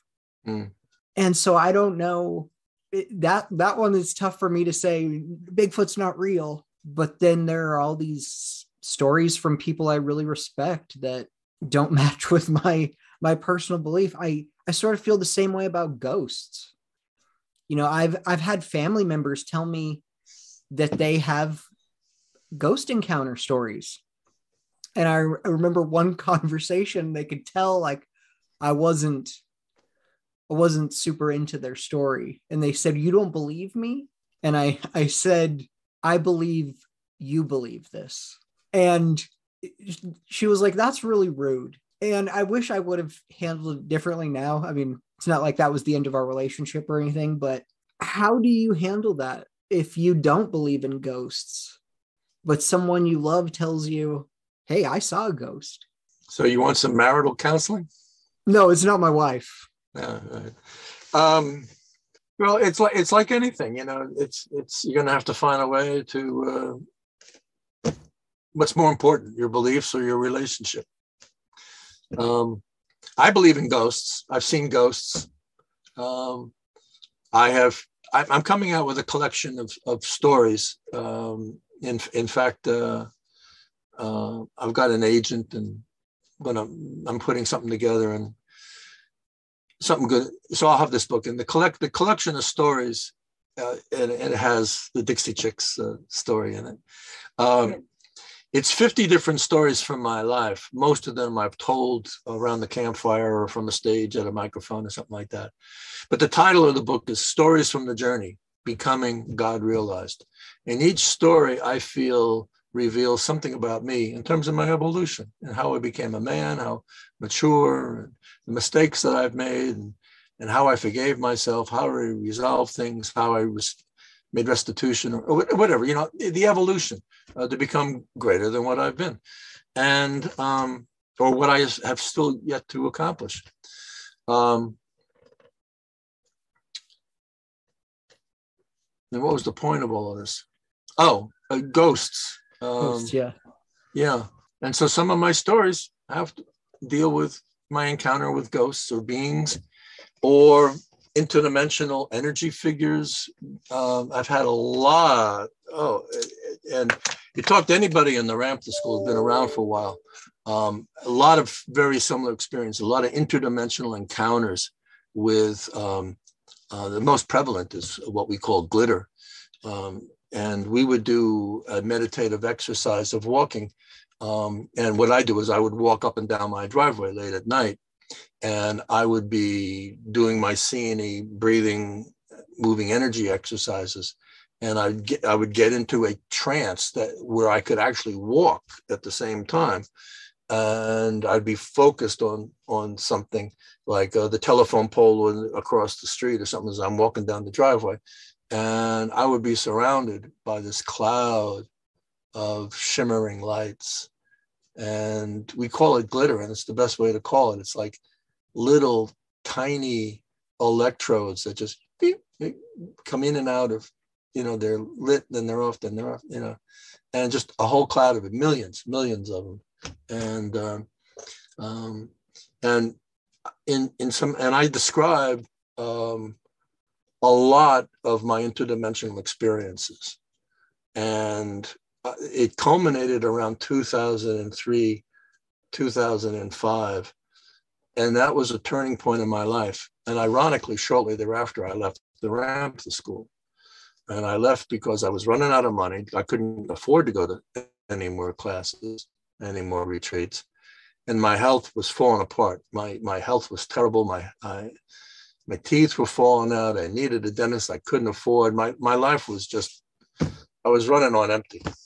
And it's like I'm having all of these interdimensional transcendental experiences, and I'm broke. What's wrong with this picture? I'm unlimited. I can't eat anything more than applesauce, but my teeth are falling out. Come on.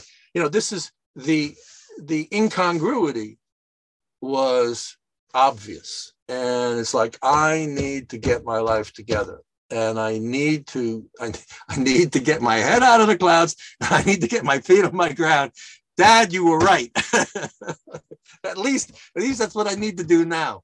And so shortly thereafter, I became a newspaper reporter and had steady income coming in, and then the Mountain News and all that. And I didn't go to any events, or went to very few. And I focused on living more successfully in the world. My health, and relationships and money and paying the bills and all of that, and not being the mystic, But I lived the life of a mystic for 20 years, and it was a great ride. But it was time to end it after 20 years. It was time to say something new. I need something new. And that's what I did. Not a bad run, 20 years. No, I have no regrets. No regrets. That's one thing that Ramtha has taught me. A number of things that I really hold on to as a rock. And it's like, don't have any regrets. You learn from everything. Every mistake is just another learning. Forgive yourself. The greatest gift you can give yourself is to forgive yourself. It's true. I definitely need help with that one. Most people do. And that's one reason I'm writing my book. And I think my book might be inspirational in that regard. It's like, this guy, he can figure out how to forgive himself. So maybe I can too, because he's really pretty crazy, Well, I'll definitely be ordering a copy of that book as soon as it comes out. I'll send it to you. Don't worry. Yeah, thanks. Speaking of mystical experiences you've had, you've talked about your alien abduction. Oh yeah. Let's start with the first time that happened to you. Where are you? What year is it? What happened? 1990. Getting abducted by aliens and coming to the Ramtha School was a 1-2 punch. Bada bing, bada boom. I mean, that day, the same day. So I'm commuting out here. I'm staying with a buddy's in his house. And that night, I had my first experience. I was lying in bed on my side and was paralyzed. I could not move. And telepathically, I heard this communication right outside the window. And I knew the Greys were out there, the Greys being the little guys with the big eyes. And they seem to specialize in abductions. There's lots of different kinds of aliens, apparently, but the Greys are the ones that do all the snatching. And it was like, hi, Bruce, you don't know us, but we know you, and we'd like to have sex with you. And I go, yeah, well, I've heard about that. And, you know, you have this hybrid program and you guys need human DNA because your whole species is fucked up, you know, and you need to re-energize yourself by having sex with me. And to be honest with you, you know, I'm not up for it right now. Why don't you come back in 6 months? Talk to me in 6 months. And they went away. And it's like I went back to sleep. You were hearing that like telepathically. Telepathically, yeah. And it's like, okay, all right. I get up the next day. I tell my friend Jeff, it's his house, and I go. He goes, oh, okay. You know, we hear lots of stories like this. I said, yeah, you know, I read about them. I've heard about it. But this is actually happening to me. Come on, you know, is this real? And then it happened the next night, and I said, Jeff, it happened again. And the next night was a little bit more involved, and I really resented being paralyzed. And I said to myself, from the Lord God of my being, I raised my right arm, and I was able to raise it up and move it over. And I felt I had some control in my life. And I'm telling the aliens, it's like, this is not a good time for me, you know? So, and then I could see a spaceship, a beautiful spaceship, all lit up, different colored lights, red and greens and things. And it looked like an upside down, it looked like an ice cream cone. Is really what it was. It had a big saucery bulb, like that was the single scoop of cherry vanilla ice cream up there, and then it came down and it tapered down to a point. And what happened to the house that I was in, or the walls, or the ceiling, or the roof? I don't know. They weren't there, but the spaceship was there. And it's like, you know, that's really a beautiful thing. And it's like, you want to play? You got to pay. And I said, no. And then blinked out, and it came back in gray. No lights, no beauty. And it was so drab and so ugly. I go, I get it. If you want me to see the beauty, to play in the big leagues, go off with you guys, do amazing things, I'm going to have sex with you guys. I said, no deal. They were gone. That's it. 2 weeks later, I'm back in New York, and I'm with my lady, and I'm in bed with her, and 3 grays come in. And one of the grays is a little taller, and she's kind of like a hybrid. She's like maybe 4 or 5 feet tall, whereas the other guys are 3 feet tall. And they all glide. They all just kind of glide in. Nobody's walking. And God knows how they got in the house and got in the bedroom. And telepathically, the tall one tells me that she would like to have sex with me. And telepathically, I say back to her, she has a wig on, and it's kind of askew. And so it's like 90 degrees wrong. And I said, and she looked oriental to me. So her eyes are slanted, but they're not big like the other guys. And it's a black wig. And I said, so what's with the wig? You look like Susie Wong that you know, has a hangover. And she repositions it. And she looks pretty good and gets on top of me, and we have sex. And I go, what about my lady? She's right next to me. And she says, don't worry about it. She's not part of this. And I go, all right. And the next day, I felt really debased. It's like, oh my God, I cheated on my wife right next to her in the same bed. And I had sex with an alien, and I really enjoyed it. I'm really a double loser here. You know, I'm really despicable. And as it turns out, I had a psychotherapy session. I've been in therapy all my life, you know, and I was seeing my therapist, and I was rattled. You know, it's like, oh my God, I'm having sex with aliens. I'm falling apart here. And she was nonplussed. She said, Bruce, from my perspective, I think what you're experiencing is a lucid presentation of your deeper subconscious desires that you think for you to have a satisfying romantic sexual relationship is so unattainable for you, you're going to have to go to outer space and find a girlfriend out there. And when she said that, it sounded very plausible. Yeah, okay. I'm not crazy. I'm just lonely. And I got to find a real mate, you know? So I came back and I told my lady about that. And to her, it was just the latest, you know, news from Bruce going crazy in front of my eyes. and it had been going on for a year at that point. And she was nonplussed too. So it's like, well, everyone else seems to be able to handle my sex with alien stuff. And 6 months later, and I had no more experiences that I was aware of. 6 months later, I've left my lady, and I'm making plans to drive to Yelm. And I have a new girlfriend who's really into the Ramtha School, and she lives in New York. And we go to a UFO conference, and I have my first job as a freelance journalist. I'm going to interview Zecharia Sitchin for a Ramtha community newsletter called The Sovereign Scribe. And Zecharia Sitchin has written a book called, I think, The 12th Planet or something like that. And it talks about how aliens have visited humanity with frequency to help us with our revolution, and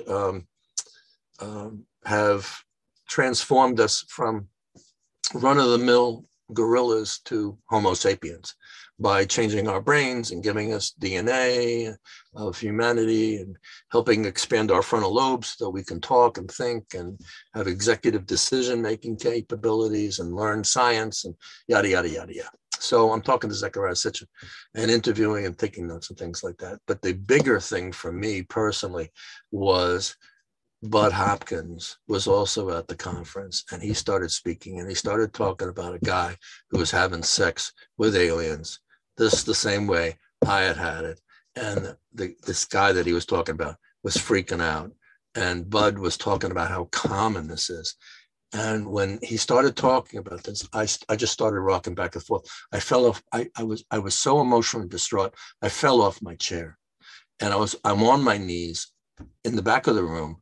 And my girlfriend, who had come with me, is kind of holding on to me. She's got a live one here. She's got another crazy guy, And afterwards, I walk up to Bud and I said, Bud, you have no idea. I'm in the back. I'm rocking back and forth. I'm crying. I'm weeping. I can't control myself. I'm on my knees on the floor as you're telling this story. And he goes, oh, it really got to you. I says, man, it really got to me. And he says, well, why don't you come by the office and, I can give you some hypnosis and you can see a little bit more. And I said, well, I'm moving to Yelm and I got to get ready and I'm going. He says, oh, yeah, in Washington State? And I says, yeah. He says, oh, there's plenty of therapists out there. When you get out there, you just talk to somebody. And I said, great. So Bud was really helpful. I loved him. He's a great guy. So that was my introduction to the UFO community and stuff. When it came out here, then I jumped in to the pool with both feet. I just jumped under the deep end and started swimming around, and here I am. So did you have any more experiences with grays after that? No, and I have recently, I've had a couple, and then at one point I stopped it and I stopped going to UFO meetings and I just withdrew from the UFO community, because it just seemed too fanatical, too crazy, too outlandish, too wild. And if I did to somebody else what I thought the aliens were doing to me and the other people in the support groups I was going to, I said, if I did this to somebody else, I'd be executed on the spot. They'd throw a rope around my neck and string me up from the nearest tree. I mean, there's no way that this is holy or healthy or helpful. And I said, I want nothing of it. And I never had any more contact with aliens. To this day, I've never had any contact. However, in the last year or two, I have really diligently sought out to have direct contact with extraterrestrials. And that's when I found out and started listening to Bashar, another channeled fellow, who channels through a fellow by the name of Darren Anka from Los Angeles. Bashar talks about people making direct contact with extraterrestrials, and that this is our destiny for those who choose it. So it's not a universal destiny, it's a selective destiny, and that there will be a new species forming for those Homo sapiens who choose it to merge with grays who choose it, and that we will form a new species that will be very telepathic, have all the tellers, bilocation and levitation and telekinesis and all that mind stuff, the mind over matter stuff. We'll have it in spades. And Bashar calls this new species Homo galacticus. And he says that his job, his purpose in being here is to shepherd this new species into being. And he says that in another year, there will be selective, real, direct contact. I'm trying to speed up the timeline by sitting out in the garden. So if I'm not looking for Bigfoot and talking to Bigfoot telepathically, I'm talking to the aliens and the extraterrestrials. It's like, come on, boys, I don't want to have sex, but I'd like to sit down and talk with you. Maybe we'll have a cigar, okay? And nothing's happening. But Bashar says it's going to happen. Whether he's true or not, I don't know. But that's my current relationship with extraterrestrials. And I believe Bashar calls it Homo galacticus. And over the last few years, as I saw my own growth, my own characterization of my own evolution, I called myself I described myself as evolving into what I am calling Homo divinity, that the divine nature, recognizing our divine nature and our true relationship with Source, with God, and what we are becoming, what our destiny is. And I call it Homo divinity. Bashar calls it Homo galacticus. And I just found out that there's a psychologist, PhD psychologist in Seattle. I just got his book yesterday that talks about, the title is The End of Homo sapiens, the transformation of humanity. And he calls the new species will be Homo sapien lumina. And he's talking about all the things that we've been talking about tonight, that Bashar is talking about, the telepathy, all the mindfulness. And he says that this fellow's name is Thomas Beck. And Dr. Beck says that this has been prophesized in lots of religious writings, that the natural destiny for those humans who choose it is to become this highly evolved, mindful being. And so here we are. The timing of this happening, do you think you were more selected because you were opening your mind up? Or do you think you opened your mind so wide that you manifested this? Both. At the risk of being pretty cheeky, there's a part of me that feels I'm pretty special, and my specialness was recognized and I got selected. Yeah, we want him. But I think the real issue is that I've wanted this destiny, that I chose this life. I think we all choose our lives. I believe very much in reincarnation. And I believe that we have the capacity before we come into our bodies, before we're born in this realm, when we're in the other places, whatever they are, heaven, whatever the realms are of absolute elsewhere, we come here with an agenda, with a purpose. We come here for a particular reason. We just don't kind of like drop in on the place. And I believe I came in with this desire to become Homo divinity, to become God realized, and that has been a guiding force, and has been a magnetizing force. I think Ramtha selected me. I think when I first back when I was picking rocks and I got that little Windward's tabloid newspaper, it kept coming every month, and I called him after 3 months. I called him up and I says, "Hi, this is Bruce Smith in New York. I'd like to buy a subscription. I'm really enjoying your tabloid." And they said, "Bruce Smith in Seacliff, New York?" I said, "Yeah, that's me." They said, "No, you're already paid in full." I said, "Nah." I said, "I'm calling now because I want to pay in full." I said, "No, you already are paid in full." And they got angry at me. I said, No, you don't understand. Yeah, I said, I never heard of Ramtha before. how could I, maybe someone else bought it or something. And they said, no. So I figured Ramtha wiggled his fingers and put me in the computer bank, and I ended up with a free newspaper. Thank you, Ramtha. So and that's a story in my book, the collection, the stories from the journey. Yeah, and where would your life be if you never found that little newspaper tabloid? I'd be somewhere else. I may have come to the Ramtha School another way. I have had a warm relationship with Ramtha.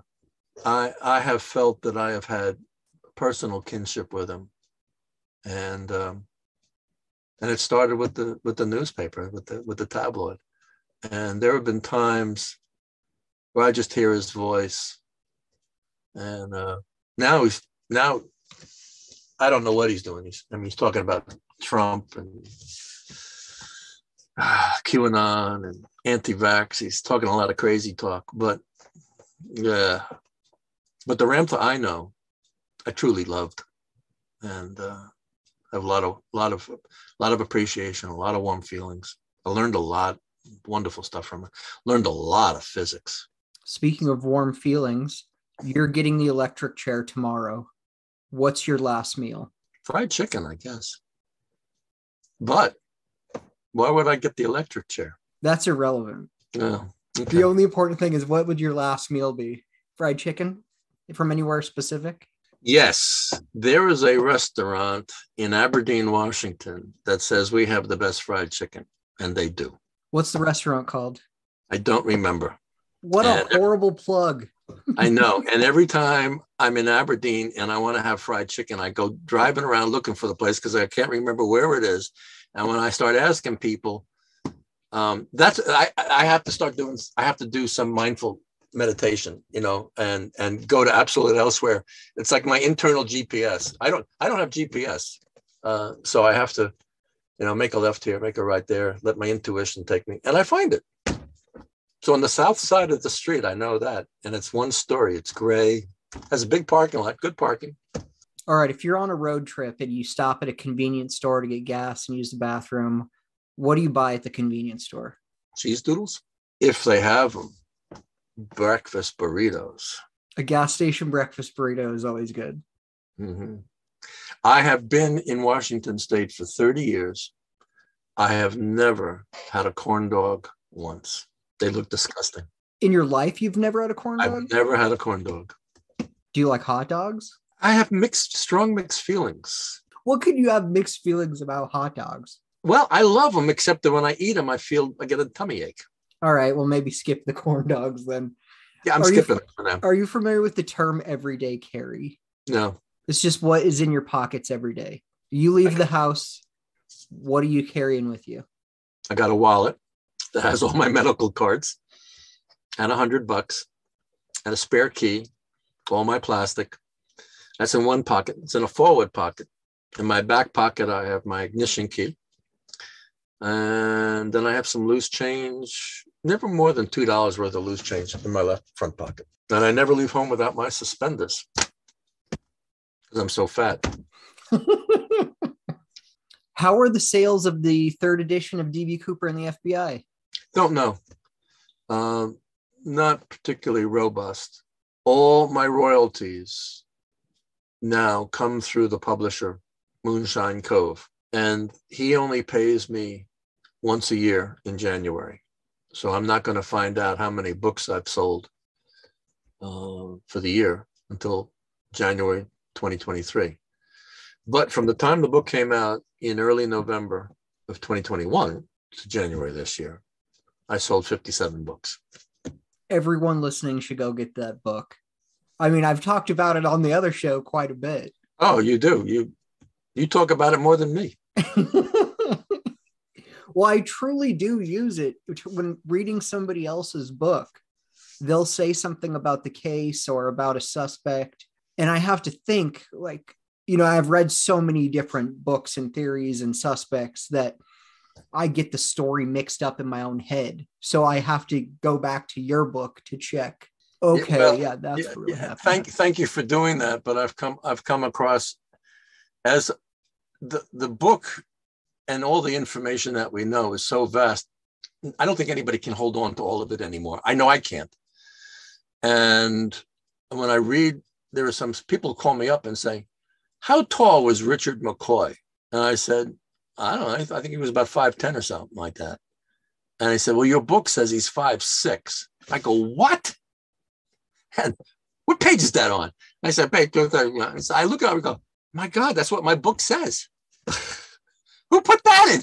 I never, ever thought Richard McCoy was 5'6". How that got in the book, I don't know.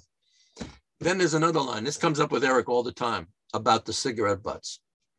And I constantly argue with him that the 302 from the feds says the cigarette butts may be destroyed because we feel there's no further forensic evidence, from them.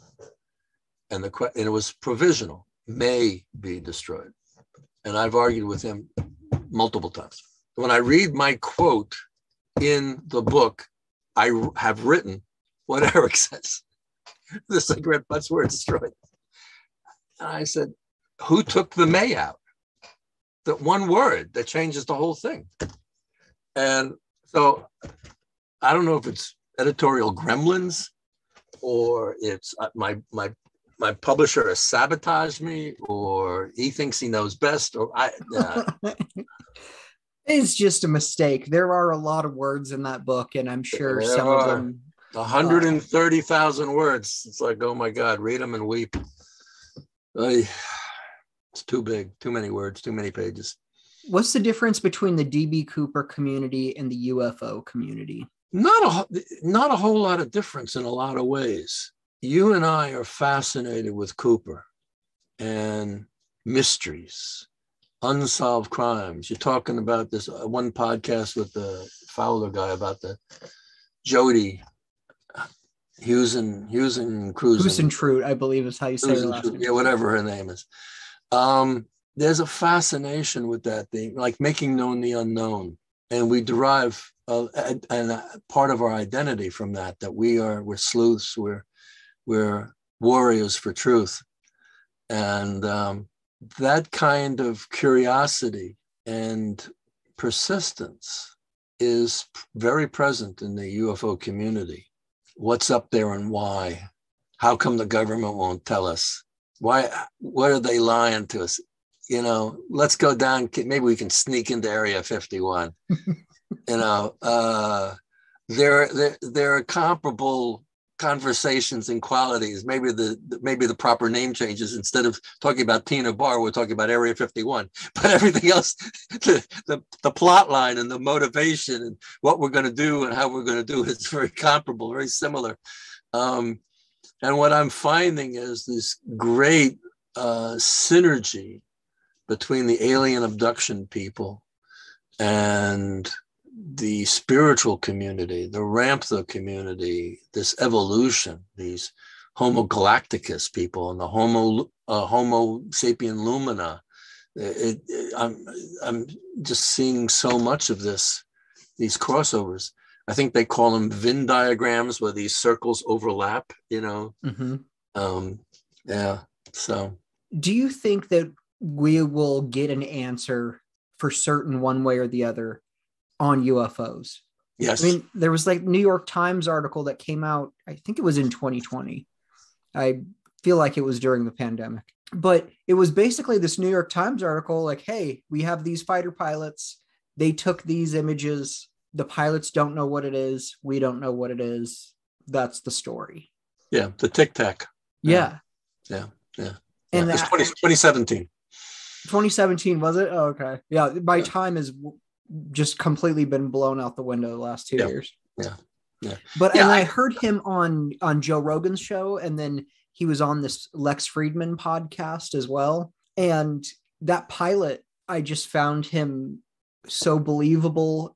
And that story, here's a dude that the government is trusting him with this $1 billion vehicle, and he gets to fly it around in the sky by himself. He's a commander of a fighter squadron, first attack fighter squadron. He's the tip of the spear. Yeah, and it wasn't Navy. Like when this happened, they were like, "You're crazy, you're fired." Yeah, no. Because I would love to know. I want to know so bad. So no, what's holding you back from believing? Nothing really. I mean, seems like there's good evidence that UFOs exist, but I want one to land, in Kentucky, and then aliens walk off, and it's on the news, and I guess they get to meet Joe Biden or something. I don't know. Well, you can come sitting in the garden out, with me at night, and you can look for UFOs in the sky, and I'll be looking for aliens on the ground. So I would 100% do that. Yeah, to me, I think UFOs are real, and the kind of acceptance that you sound like you are looking for, where it is UFOs are real, the same way Vladimir Putin is real.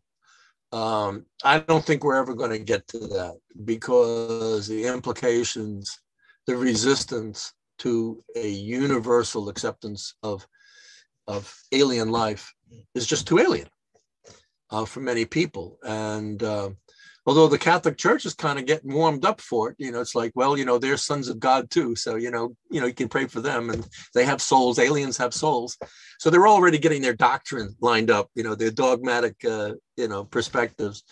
But I think what we're seeing, what I'm anticipating and what I'm observing is a fracturing, a split in society. We see it in politics. And I think that fracturing is going to continue. The red and blue is just going to get more pronounced.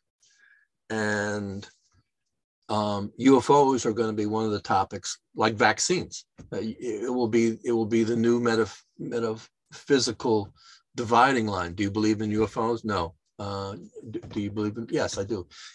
And you're going to pick your tribe, and you're going to pick the UFO tribe, and then from that will be a cascade of other choices. And it's all, if you believe in UFOs, then do you believe in alien abductions, and do you believe in the hybrids, and do you believe in having sex with aliens, and do you believe in Homo Galacticus, and there's all of this, and I think that we will be moving. The divide between red and blue will be so profound that we will be in effect living in two different worlds, not only just two different countries, but two different worlds. And that gets into the quantum physics of all of this, is what does consciousness really create when it is robustly applied? And quantum physics, as I understand it, is telling us is that there are no limits, that unlimitedness is unlimited.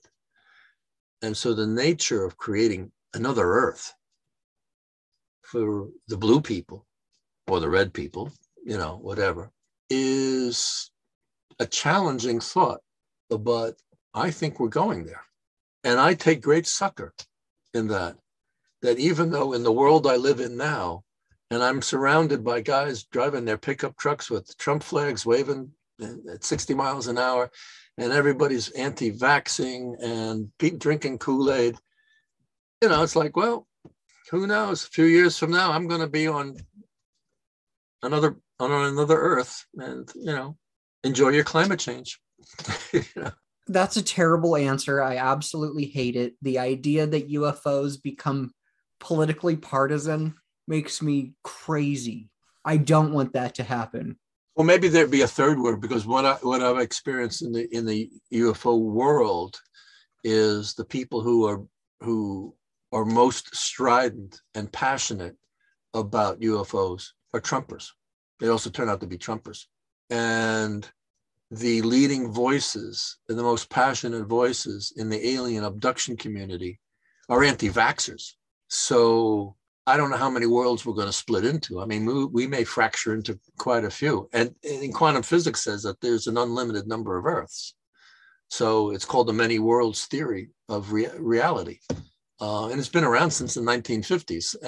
And I'm not making this stuff up. I mean, I'm just reading books and I'm going, whoa, the many worlds theory of reality. Interesting. So yeah, so when you start drilling into these things, I feel very fortunate that I have a comfy, cozy little place in the woods where I'm all alone and it's nice and quiet and dark. And because when I go into the world, it gets really crazy really quickly for me. I get very challenged very quickly. So what's your take on simulation theory? Are we living in a simulation? No, I don't know simulation theory, but from what I can imagine is, because people talk about this as a hologram or it's an illusion. To me, it's real. There's an element of solidity to this world, and I think we create it. I think we create it with our minds. I had a big discussion with some of my friends in the abductee community who are really into astrology. And it's like, why don't you believe in astrology? And it's like, why should I believe that planets control my life? Because I'm unlimited. I believe I control the planet's destinies. It's like, which comes first, the chicken or the egg? I'm in charge, not the planets. And they were like, oh yeah, Bruce, so it's like, there goes another relationship, so what can I say? Simulations, like the Matrix or anything like that, I believe this is all it's all a construction, but very purposeful and very real and very worthwhile and very purposeful and very sacred. And to call this world, or the realm that we live in, an illusion or Maya, to me, discounts it and discredits it. And it's a tragedy. Yeah, it sort of makes life meaningless if I'm just part of a simulation. Yeah, it's like, and so how did you end up in a simulation? Did you make a left turn when you should have made a right? Was there some kind of an error in the distribution center, when boys and girls were going this way and that way? Come on. What's next for you, Bruce? More of this. I was telling my therapist today, I was very excited to meet with you tonight. And I'm very excited in my life right now, because these kinds of conversations and speaking my truth about how I see things is increasingly important to me. And I'm going for it. And my book of stories about being a Ramtha student and seeing weird things and being abducted by aliens and all the things that we've talked about tonight, to put it into print, put it into the world. It's like, yes, I'm doing it. And as I told my therapist, I said, I feel like I'm Martin Luther King in 1519 back in Leipzig, where he nails that piece of paper up to the church door. It's like, we need justice in the church. We need,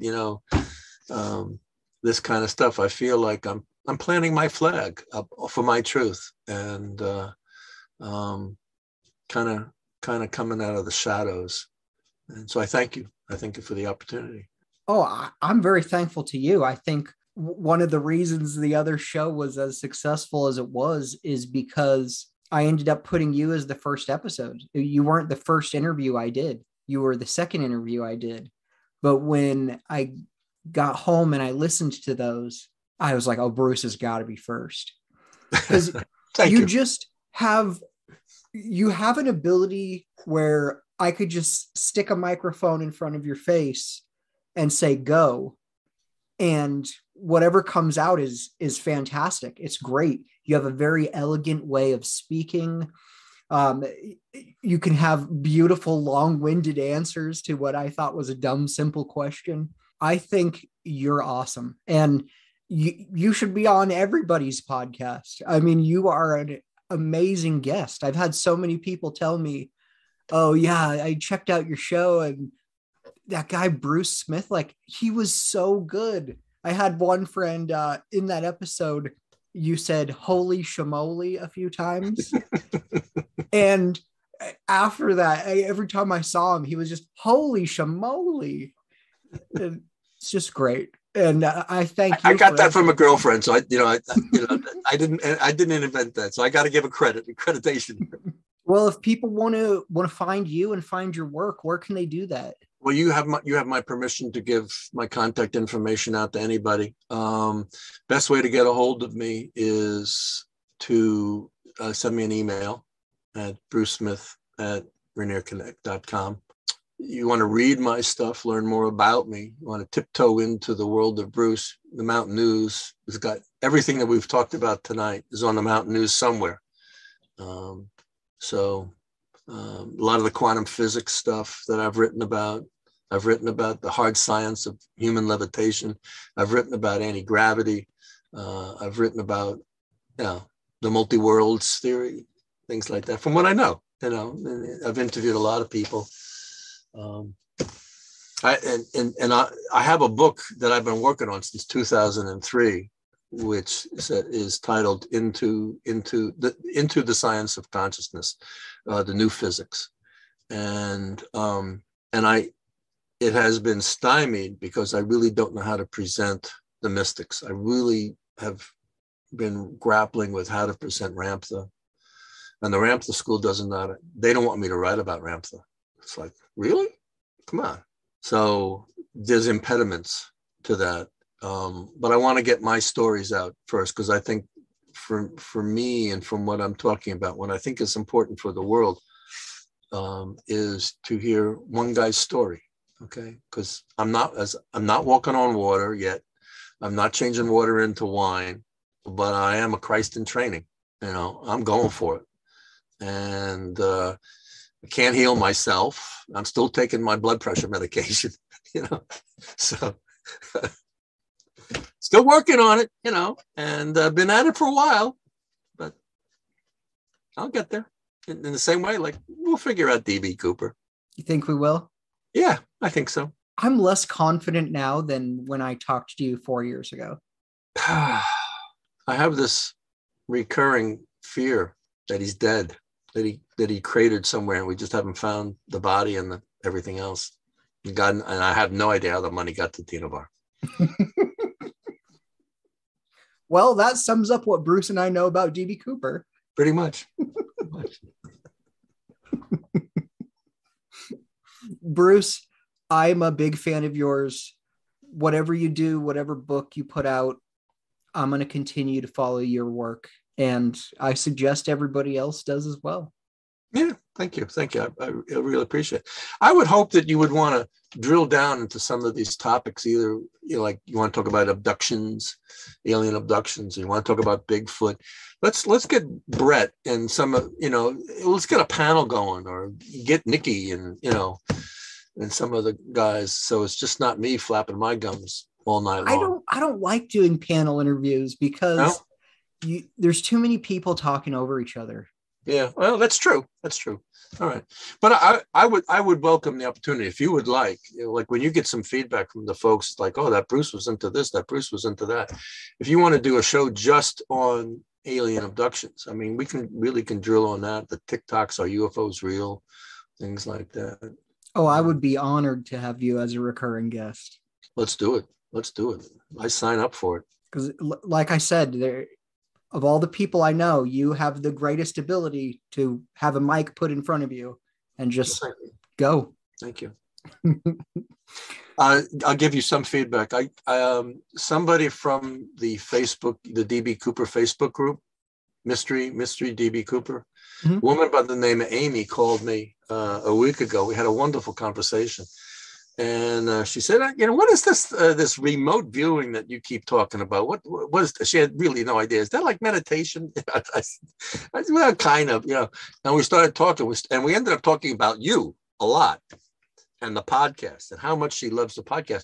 And she had told me that the book of Darren is already up and running. You already have 4 podcasts in the can, as they say in Hollywood. That's correct. Yeah. And she says, when is he going to start making money on this? He's got to have ads. He needs a producer. He needs a publicist. He's so good. It's wonderful. He should be making money. And, and I said, well, with that level of financing and sponsorship and advertising, you end up getting external pressures. Now, we don't want to talk about this, or we don't want to talk about that. And then when you start having other people on the payroll, or you depend on, it's like, well, we need to come up with a really juicy story because we got to come up with the mortgage, So there are other pressures. But I assured her that I think that you have a wonderful career in communications ahead of you, that you just seem to be blossoming. This is your second petal. The first petal was the D.B. Cooper Vortex. Now it's the Book of Darren. And we haven't talked about Mormonism. No, we didn't get to it at all. No. So you got to tell me about what the Book of Mormon means, and are you a Mormon? I guess so. I mean, I haven't been kicked out yet. Oh, do you get baptized? How does one become a Mormon? I was born into it. That's one way. And then at 8, I was baptized. Okay. And then at 18, I chose to not go anymore. Okay. That is the super short version of my experience in Mormonism.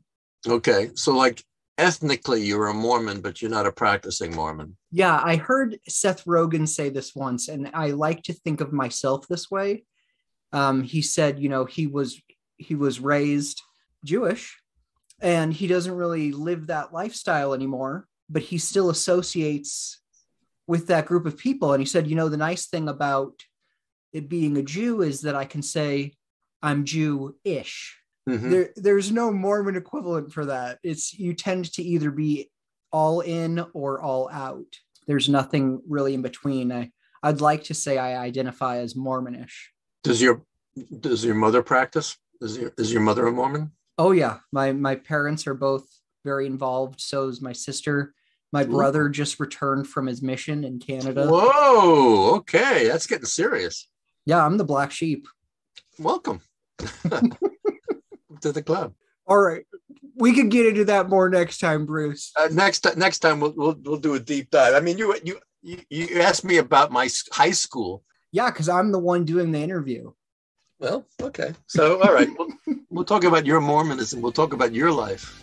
Bruce, thanks for coming on. I really appreciate it. Thank you, Darren. My pleasure. Always, always. Look forward to the next time. Me too. Bruce is awesome. Go check out his work. If you like listening to him, you'll love reading his writings. He covers it all on his site, themountainnewswa.com. Whether or not you're into D.B. Cooper, get on Amazon and buy a copy of his book, D.B. Cooper and the FBI. It's so good that you can even read my recommendation on the back of that book. True story. Go order one. Show him some support. He deserves it. Thank you to Bruce A. Smith for all the help and advice with my journey in podcasting. Thank you to Russell Colbert for the same thing. I'm Darren Schaefer, and thank you for listening to the Book of Darren.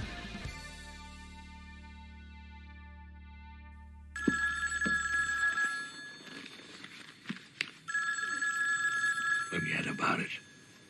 This book is not for you.